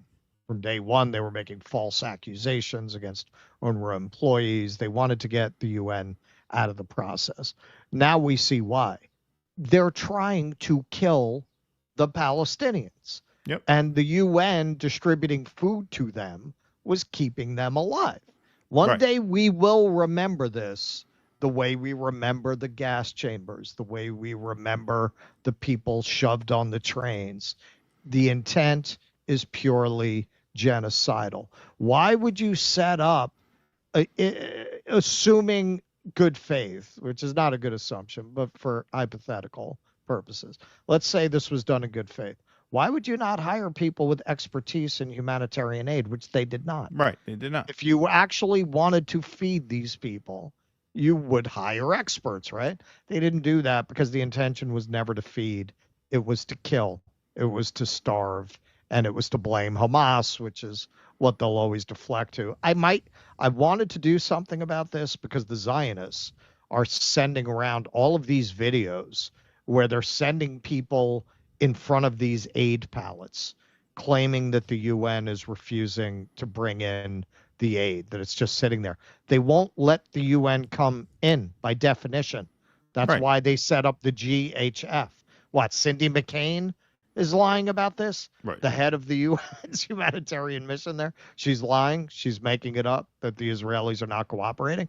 But yo, man, you talk to these Zionists, they are really cult members. It is really like dealing with Scientologists. They see those videos, and if you send them any kind of contradictory evidence, which I've done, I don't need to see that propaganda. Right. That's it. Earlier on, they would entertain it because they thought they could debate it. Now they've just gone all the way down the rabbit hole because the media is 2 against them now. So Right. now they're at the cult stage where they will not read newspapers. They will not watch news reports. They are only getting information from Zionist Hasbara. That's it. Exactly. We got a couple more minutes of this. Distribution sites. Maybe they should have more than 4 distribution sites. You don't think that's a trap It takes a while for to set up a on distribution safety? site. I don't know how easy it is for you sitting in the chair, wherever you're sitting in the United States, to set up a distribution site. Well, then but it's maybe not they should have easy to used do. established distribution instead of an There was organization aid that continued. has Aid no has- experience. And that why did the person resign before it started? Why did the guy who was supposed to be You're the head just of it throwing out resign? questions that have absolutely nothing to do with the topic at hand. Israel has No, it continued has everything to do with aid it. into Has everything to do with the topic at hand. Gaza, not just through GHF, but through the UN and through other aid organizations since it reopened the aid in May. So there is multiple organizations. They have not let the United Nations into Gaza, as Russ just said. Like, That's what are what you I'm even saying. talking about? That's what I'm saying. It's But just this is what complete they tell Zionists. Nonsense. This Well, no, is this guy's why a when you blogger talk- for Times of Israel, so this is one of the There you papers go. of record. Yeah. There you go. Exactly. Just like we say, when you talk to your crazy Democrat aunt and she's living in a parallel universe because she only gets her information from propagandistic sources. Same thing when you deal with Zionists, man. They believe this. I saw the video. There's pallets of aid. Right. The UN won't deliver it. Yeah. Organizations distributing aid in Gaza. Hamas is stealing from the UN, is stealing from the other international aid groups, but not from GHF, which is why Hamas wants GHF dismantled. No, What? 2 But Israeli officials Benjamin, have admitted Benjamin, that let there's me no ask evidence Benjamin- of let me ask Hamas Benjamin- doing that, by the way. And 170 let me ask Benjamin. NGOs and aid organizations have said the GHF needs to be dismantled. 170. What's their ulterior Yeah, I motive? think it's been a complete shambles. But Benjamin, do you believe that any Palestinian children are severely hungry? It would appear to be the case, yes. I see the same image as you do, and it's heartbreaking. But we have to ask ourselves, who's at fault for that? Israel. Who? Yeah. Oh, really? So Oh, when really? if, I on mean, October amazing. 6th, and I'm going back in history, I know there are going to be a lot of questions going on, but let me finish what I have to say. On October 6th, there was a ceasefire. There were no hungry children in Gaza because there was plenty of aid going into Gaza, much of which was being stolen by Hamas from the get-go. Hamas spent You guys years- said openly, the Israeli government said, we're putting the people of Gaza on a diet. You calculated the exact number of calories required to survive. That's not exactly Yes, letting in that's- enough food or aid. That's called a siege. Well, let me it's not. bring Peter in now. It is. Let me get Peter to respond to this. Well, it obviously is a siege, and he gives away the game there. He says, well, on October 6th, we had a ceasefire. Aid was allowed. What he's saying is we're allowed to use starvation as a weapon of war. That is what he's saying. He's basically admitting it.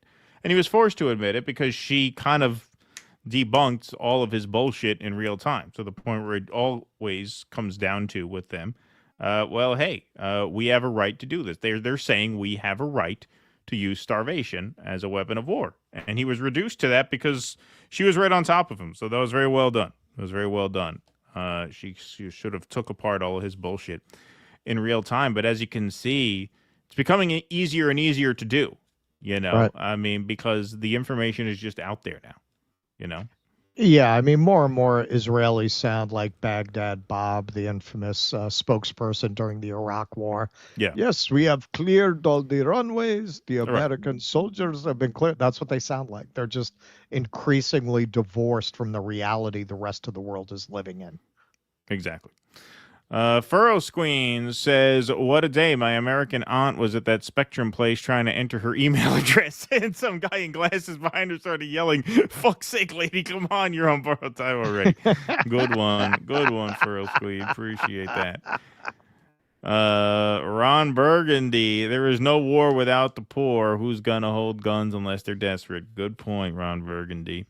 Wallfucker says Stoop Sign. There was an episode of that show, Taboo, where some woman had a thing for the Berlin Wall. She was hugging it and got to spend the night in its watchtower and tried to spoon the watchtower. Thank you, Stoop Sign. Appreciate that. I don't know that show. I don't know that show either. Vito P says Sarah knows how many have been in that wall. Cancer sucks. You guys are the girl rock. Thank you. Siddhartha Vicious. Sarah Huckabee Sanders is why I should have used protection with Mike and Bernie that one night. Ha, good one. Siddhartha Vicious. Appreciate that. Kemen says, what do you guys think of Sydney Sweeney looks-wise? I don't like her face. Oh, come on. You can't. I mean, I think that's a little unfair, Kemen. I'll tell you, man, I like that kind of beauty going all the way back to when I'm a teenager. It's too obvious for me. Like, it's not really what I'm attracted to. It's too obvious. Like, yeah, man, I wouldn't kick her out of bed for eating crackers or anything. But like, that's not the kind of thing that really gets my attention. It's just too, I don't know, cliche. It's cliche. It's too obvious. Yeah. Sydney Sweeney has passe genes. Yes. Yeah. All this debate in Western media, just read Haaretz. They are pretty explicit about what's going on. Thank you, my real name. Dorian Marquis says Sudan was one of Israel's 7 nations, remember? Is that right? Was it on that list? I think yes. Yes, it was. Yeah. Can you tell me where the trans with the Schmendrick sound drop comes from? That's Michael Savage. That was Michael Savage's one of his cooking shows that he did. Do we have that? Where is it? Here it is. No, where is it? There it is. A trans with a Schmendrick swinging it in a girl's bathroom. That's him.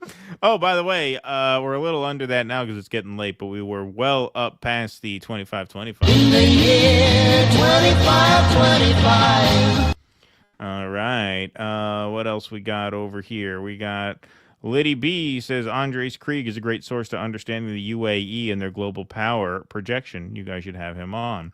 Misty did a good interview with Brad Piers about that a couple weeks ago, too. That came out really good. Rich R, thanks for the $30. But very generous of you. Says, hi, Do Dissidents. I love all your shows. With all the atrocities, ops, and propaganda, I appreciate your analysis to cut through the IDF shits. And your commentators are the best on any. Your commenters are the best on any platform. Yes, they are. Keep up the excellent work. Absolutely. Best chat in the game, 100%, no doubt about that. All right, folks. Every time we accumulate too many dummies, we do a video about Daryl Cooper. Yeah, right. Exactly. That's how you keep the audience in check. Keeps the IQ high. Exactly. All right, folks, we have one more segment, and then we are heading over to Rumble for the Q&A. Russell put together a very special intermission this week for the late Dwayne Vogel. So our intermission this week is a tribute to Dwayne. So make sure you head on over there if you're sticking around for the Q&A to watch that intermission. DoDissidents.com/Rumble takes you directly to this live stream. So you can go head over there whenever you like. We got one more segment on the night, and then we're going to the Q&A. Turns out that Andrew Cuomo, that old nemesis of Donald Trump, I can remember during COVID, I knew libs and Democrats who literally set their watch by Cuomo's press conferences where he would savage and attack Donald Trump. Would it surprise you to find out that now he's coordinating with him? Trump weighs getting involved in New York City mayor's race from the New York Times. The president has been briefed by Mark Penn, remember him? Pollster who has worked for Bill and Hillary Clinton, and Andrew Stein, a former New York City Council president and decades-long friend of Mr. Trump, on a range of polling that showed Mr. Cuomo could still be competitive as an independent candidate. Both men have pushed Mr. Cuomo as the best candidate despite his loss in the Democratic primary, including in a recent Wall Street Journal op-ed. One of Mr. Penn's firms did extensive work for a pro-Cuomo super PAC in the primary. I just want to say before we continue, there's a really good example of how liberals will always choose fascism over socialism.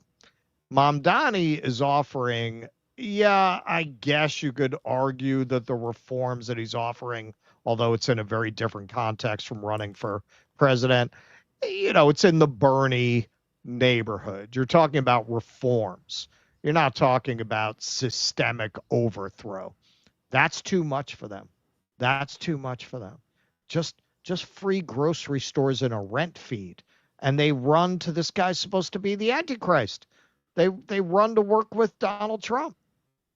This is why the way that the German middle class rallied behind the Nazis to stop the communists is such a foundational story for so much of the left, because it really shows you the old adage, scratch a liberal and a fascist bleeds. Because look at this, like Mamdani is no radical. He's radical light. That's the best you get out of anybody who's going to be running as a Democrat, and that's too much for them. Bernie's mild reforms, most of which would not have passed, that was too much for them. That was too much. It had to be stopped. And in a previously undisclosed call in recent weeks, Mr. Trump spoke about the race directly with Mr. Cuomo, an old associate and foil, according to 3 people briefed on the call who were not authorized to discuss it. It is unclear what precisely Mr. Trump and Mr. Cuomo discussed or who initiated the call. Mr. Cuomo has publicly denounced Mr. Trump, and the Justice Department had opened an investigation into Mr. Cuomo after House Republicans accused him of lying to Congress about his handling of the COVID pandemic. Their conversation came around the time that the former governor was privately discussing with supporters in New York whether to continue with his campaign, and publicly pushing Mr. Adams and other rivals, such as the Republican nominee, Curtis Sliwa, to drop out. So this was Mamdani responding to this news. Remiss if I did not directly address some of the news that we saw come out just a few hours ago, which is that the president of this country, Donald Trump, has been coordinating with Andrew Cuomo in direct conversation with the former governor. It is Trump billionaires who have been opposing our campaign's vision for a city that New Yorkers can afford. It is Donald Trump himself who has been directly conspiring with candidates who have decided to give up the people that they are supposed to protect in lieu of securing power through the assistance of that same administration in Washington, D.C.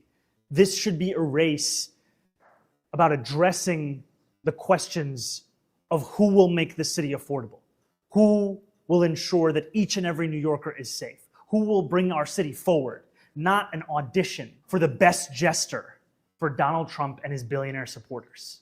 Whatever Donald Trump seeks to do to influence the outcome of this election, I have more faith in New Yorkers themselves, who have shown, whether it be in the previous presidential election or whether it be through this primary race, that they do not want to support our current president's vision of a New York City that is ripping immigrants from their homes, that is detaining New Yorkers on the basis of political expression, that in fact what they want is someone who can stand up to an authoritarian administration and to the billionaires that gave us that administration. Cuomo has been basically going on a desperate, scorched earth negative campaign, trying to find something that'll stick. So he responds to this, as usual, you're short on facts and long on nonsense.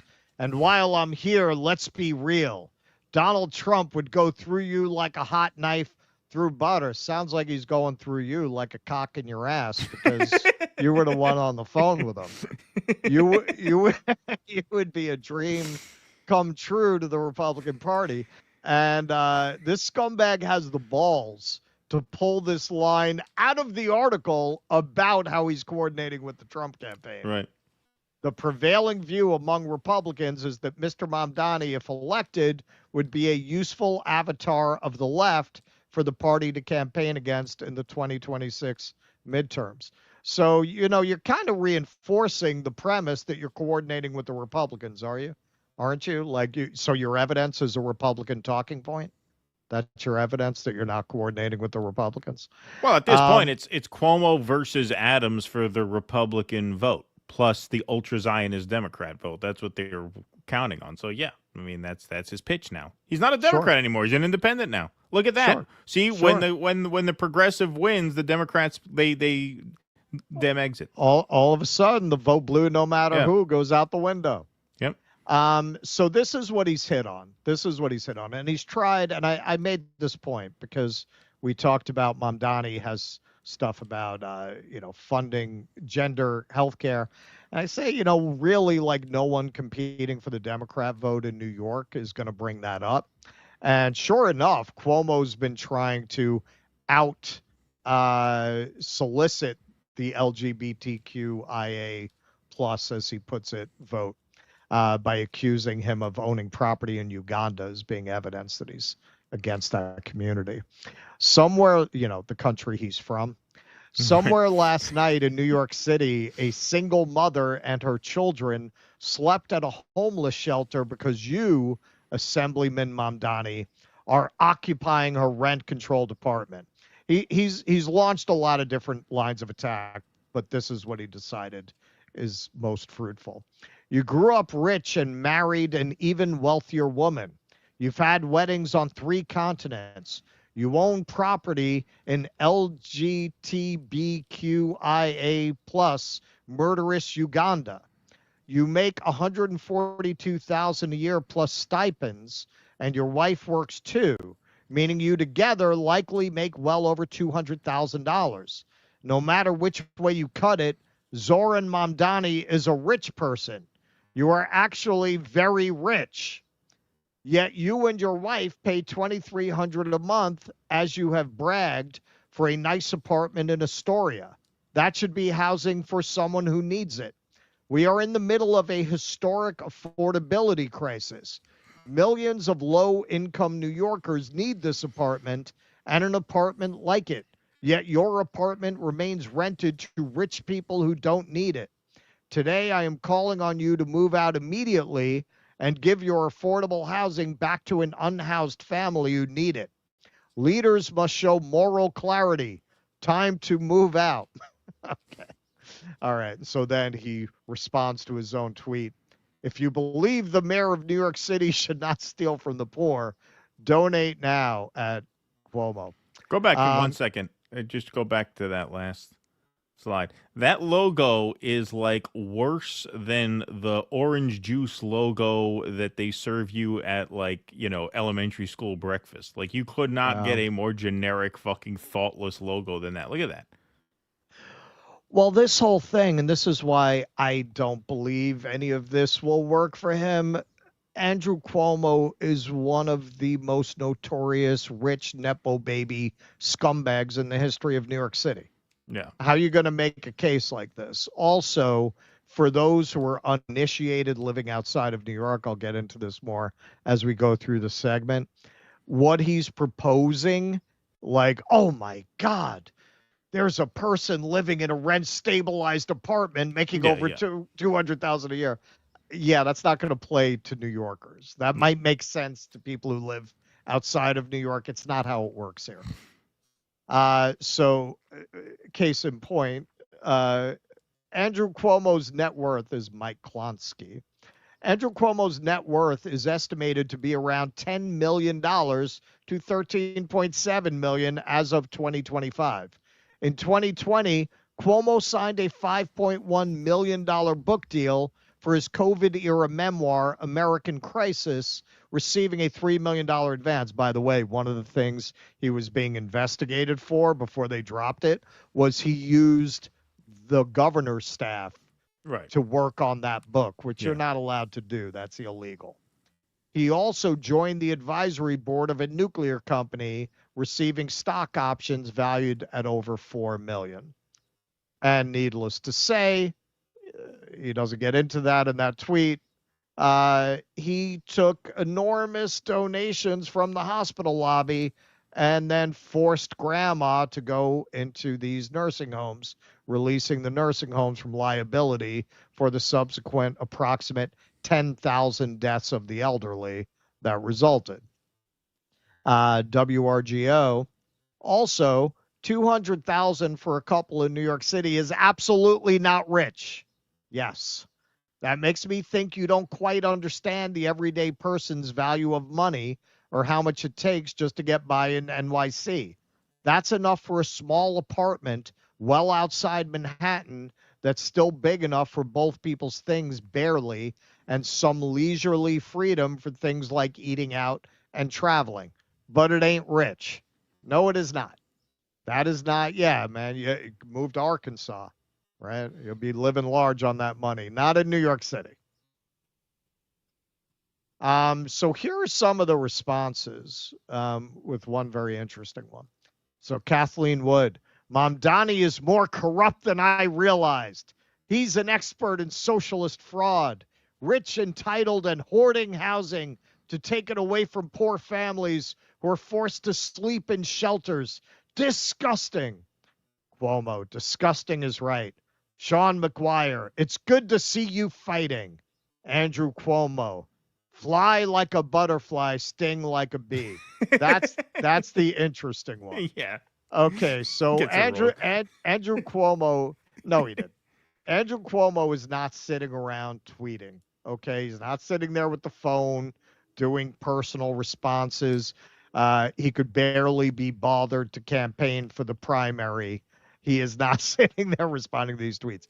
That is some kid who saw an ESPN documentary about Muhammad Ali and thought it was the kind of thing Andrew Cuomo might reference, and he got it wrong. Because I can tell you, as somebody who was a child when Muhammad Ali who was at the height of his fame, nobody Gen X or older would misquote that. Of course. Float like a butterfly, sting like a bee. Yeah, some intern is writing on that account. There's absolutely no way Andrew Cuomo would get that wrong. So here's Brad Lander. True, Zora Mamdani lives in one unit of rent-stabilized housing. Also true. Andrew Cuomo presided over the loss of 96,064 units of rent-stabilized housing and killed New York's program helping people move out of shelter. Moral clarity. Andrew, time to move out. And he goes on. And on homelessness, for that single mom and her kids he's crying crocodile tears for, in a spat with Mike Bloomberg, Cuomo eliminated state funding for a rental voucher program known as Advantage that helped people move out of shelter. The result, homelessness spiked. And here's from the Politico article he linked to. Spike in homelessness followed Cuomo's move to cut off voucher funds as governor. The shelter population spiked 35% in less than 3 years after the end of the Advantage program. Yeah, that's very typical Andrew Cuomo. And also the super PAC that was funding his primary campaign, largest donor were real estate interests. That was the largest donor to that PAC. So this is very typical Andrew Cuomo. New York has a long history of deeply corrupt scumbags going back to the old Tammany Hall era as mayor, as governor. Andrew Cuomo is very firmly in that tradition. Now, Mamdani actually was asked about this before it blew up into a story. So this is from Vital City. They asked him about it, and this is what he actually said about this. Not now, this is months ago. Josh Greenman, you're living in rent-stabilized housing. Yes. Do you need a rent freeze? Mamdani, I think what we should be fighting for is the vast majority of people who are living in those apartments. If I was able to put in a rent freeze, I wouldn't be in a rent-stabilized apartment. I would actually be on the Upper East Side, a new apartment. Some people have tried to jump on that. Gracie Mansion is on the Upper East Side. That's what he means. He'd be in the mayor's mansion. Greenman continues. But should we means test? Should we have any way of ensuring that people who are better off, who live in rent-stabilized housing, don't get those benefits? Mamdani, I am someone who is deeply skeptical of means testing. Now I'll tell you a little bit about myself, and then I'll go into the answer. When I moved into this apartment, I was making $47,000 a year. And at the time, I was working as a foreclosure prevention housing counselor for Chea's CDC in Richmond Hill and Jackson Heights, and I was looking for an apartment that I could afford on my own. I found that in this apartment. I didn't know it was rent stabilized. I found it through Street Easy. In that time since, I've become an assembly member, and I'm now able to pay for that apartment and able to also move out of that apartment, and I plan on doing so. I don't plan on living in that apartment for perpetuity.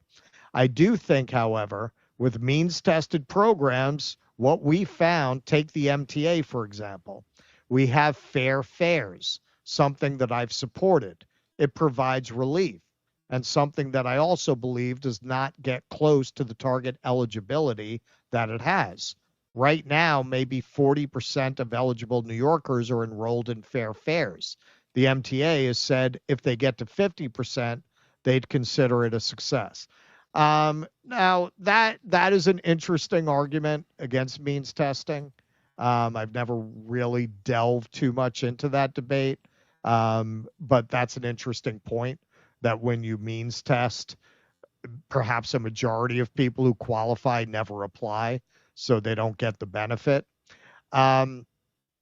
So getting into the New York perspective on what Cuomo's saying, yeah, it's fucking ridiculous. Any apartment in New York City that's not under rent control, which is a dwindling stock. They got rid of rent control in the 50s. The only way to have a rent-controlled apartment pretty much is to inherit it by family. Your parents had that apartment. There are very few of those units left. Rent stabilization covers every fucking apartment in the city that's within a multi-unit building that qualifies. I think it's 4 or more. It goes under rent stabilization, unless the rent is high enough for it to be in a luxury category. I think it's 6 or more, yeah. Yeah, then it's in a luxury category. Otherwise, the apartment is by definition rent stabilized. That's the law in New York. The idea that you're going to, and especially the amounts you're talking about, like it's not like he's a millionaire living in this apartment. Like the amount of money he has, I promise you, New York City is full of tens of thousands of people who make that amount, who live in rent stabilized units, because they're all rent stabilized. Like what he's saying is crazy. It only makes sense to you if you're not from New York and you don't know anything about rent stabilization. Yeah, what does rent stabilization cover? About half the units in the city. One out of 8 units in New York. You want to talk about where the poor people are going to live? 1 out of 8 units in New York is under the housing authority. Those are housing projects. Yeah. 1 in 8 units in New York is a housing project for the poor. Yeah, no, if you don't have a rent-controlled or rent-stabilized apartment in New York City, you have to be wealthy. Right. There's no way for like wealthy, like not actually $200,000 a year, like actually right. like wealthy.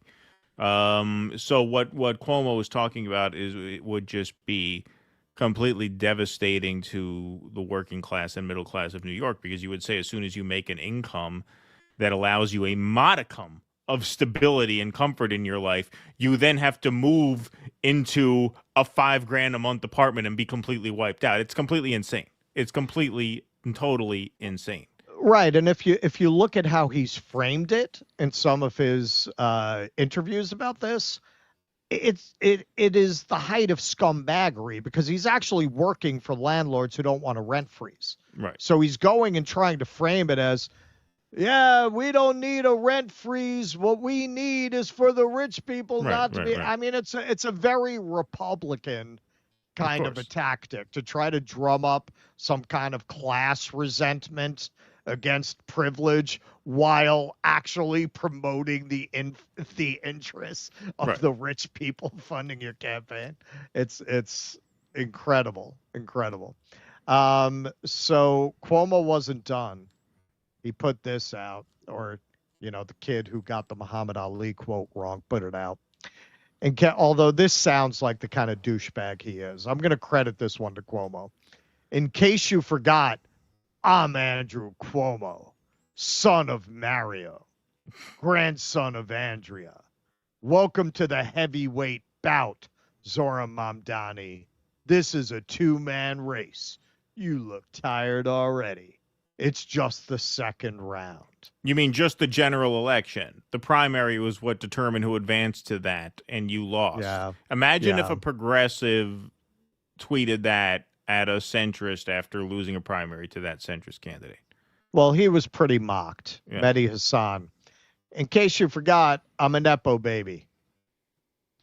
Franklin Leonard. Technically, this is a rematch. You got knocked out in the first fight. Right, exactly. Yes, exactly. But he wasn't done. This just broke again right before we came on the show.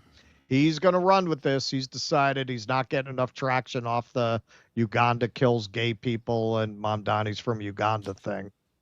People understand he's from the country. It's not his fault that the country's like that. Nobody seriously thinks that Mamdani harbors anti-gay sentiment.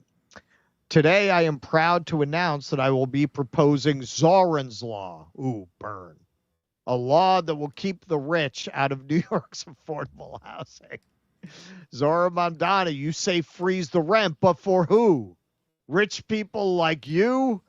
Hard-working, working-class New Yorkers are being pushed from their neighborhoods. Yes, by the developers funding your fucking campaign.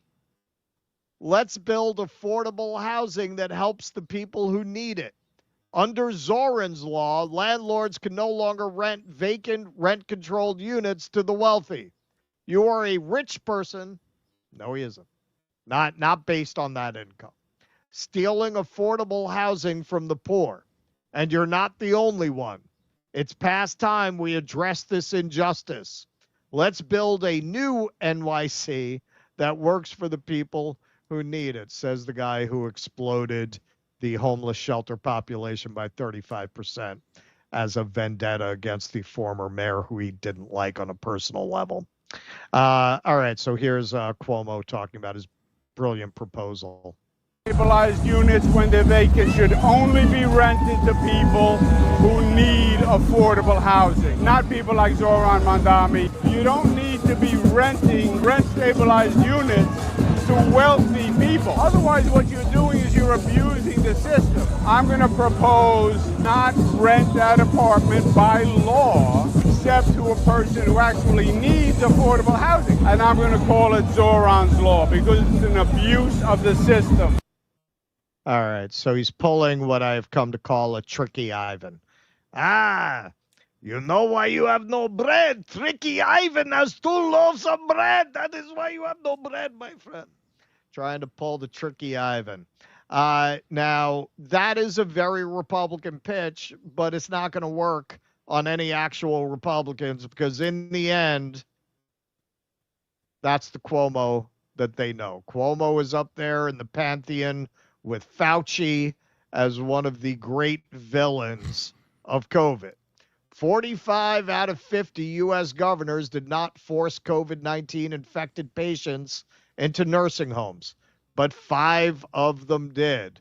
And of course, one of those 5 was Andrew Cuomo. Republicans are never voting for fucking Andrew Cuomo. That's never going to happen. So really, he's fighting for right-wing Democrats. Now, there are a lot of right-wing Democrats, but if we look, particularly in New York City, but if you look at the numbers from the primary, because New York skews younger, because it's so hard to live within the 5 boroughs of New York City, once people have kids, if they even stay in the region, they move to New Jersey, they move to Connecticut, they move upstate, they don't stay in the city. The average age in New York is 38. So you're winding up with a situation where the old right-wing Democrats, the Dan Goldman Democrats, they're getting outnumbered. At least they did in the primary. And based on the polling, there's every reason to believe they're not going to be able to muster the numbers to beat Mamdani in the general election, especially given the loathsomeness of the opponents. Andrew Cuomo is a pig. Nobody likes him. Eric Adams is another pig. They're both collaborating with the Antichrist, Donald Trump, right? Like there's just not enough will to walk into a voting booth and vote for either one of those guys to beat Mamdani. And this is where you really see the chickens coming home to roost. Okay, well, the Democratic Party boosted up and empowered these two absolutely disgusting narcissists. Well, the thing with disgusting narcissists is they're not known for their capacity for self-sacrifice. Neither one of them will drop out, even though the only way one of them could win is if the other one drops out. They're not going to do it because of the kind of people they are. Those are the kind of people you elevated. Well, enjoy. Yeah. Yeah, and at this point, I think even if one of them did drop out, Mamdani would be the favorite. He has the juice, clearly, and that is just what a pathetic display. The whole fake tough guy act, the son of Mario, grandson. Like, oh, fuck you, eat shit. Nobody cares. It's pathetic. What a loser. What a loser. And the rent stabilization, yeah, if you know anything about New York City, you know how just absurd on its face that is. Okay, so let's say their household makes $200,000. So after taxes, what's that? $110,000, $120,000. So if they lose their rent stabilized apartment, they got to pay $5,500 a month in rent. That's more than half their income now goes to rent. They can't afford to live there. They got to leave the city. Like, it makes no sense. Anybody who lives in New York understands how stupid that is. So yeah, it looks like Mamdani, the clear front runner. All right, Kuznetsky was saying, thanks to the $9.99. Says, thanks for continuing to kick geopolitical ass, DD. Thank you, Kuznetsky Bassane. Appreciate that. $1 Million Trooper says, one of my rules to live by is to never trust anyone who introduces the word wholesome in a conversation, as they are probably some right-wing culture war grifter. I'm watching you, Keaton. Thank you. All right, Monkey Rotary, Sydney's Nazi tits can suffocate me anytime. Thank you. My real name says, I nominate Daryl Cooper and Rachel Zegler as the official Do Dissidents channel mascots. There you go. Spartan Sardukar says, kill one person, you go to prison for life. Kill 10, prison for life, but you get sick fans writing you love letters. Murder millions, and you're the leader of a nation. No prison, Epstein Island vacation. That's right. Noah Goop says, a belated birthday tribute to my lord. May your harvest be bountiful. There you go. Have you guys seen the movie Dogtooth? I think of a lot of relation to Israel. I've never seen that one. I never saw Dogtooth. Damon Wolf. I have not. Trump has been, you probably would like it. It's the guy who did The Lobster. I think it was his first movie or something like that. Yeah, I like that movie. Trump has been perfect to illustrate how things work behind that mask. Cuomo was enemy number one when COVID raged. But when there's someone who looks like a threat to the money looming, let's team up. Yep.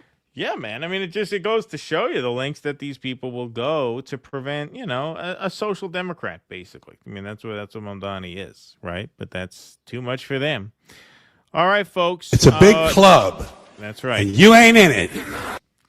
That's our show. Thanks, everybody, very much for being here. Q&A starts in 5 minutes. Go to dodissidents.com/rumble. If you're watching on YouTube, stick around for the Q&A tonight, and stick around for our intermission, which is a tribute to our late friend Dwayne Vogel. Russell put that together. We will be back here on the main channel Tuesday at 2 p.m. Eastern. Thanks to Jake in the booth. Thanks to the mods for keeping the peace in the chat, the YouTubers, the Rumblers. Please stick around for Q&A. Phone lines are open. If you'd like to call in, please do so now, and we will be back after a 5-minute intermission on Rumble with the Q&A after party. Thanks, everybody, very much for being here this evening. We appreciate you all. If you're not sticking around for the Q&A, we'll see you Tuesday. Until then, be safe and be well.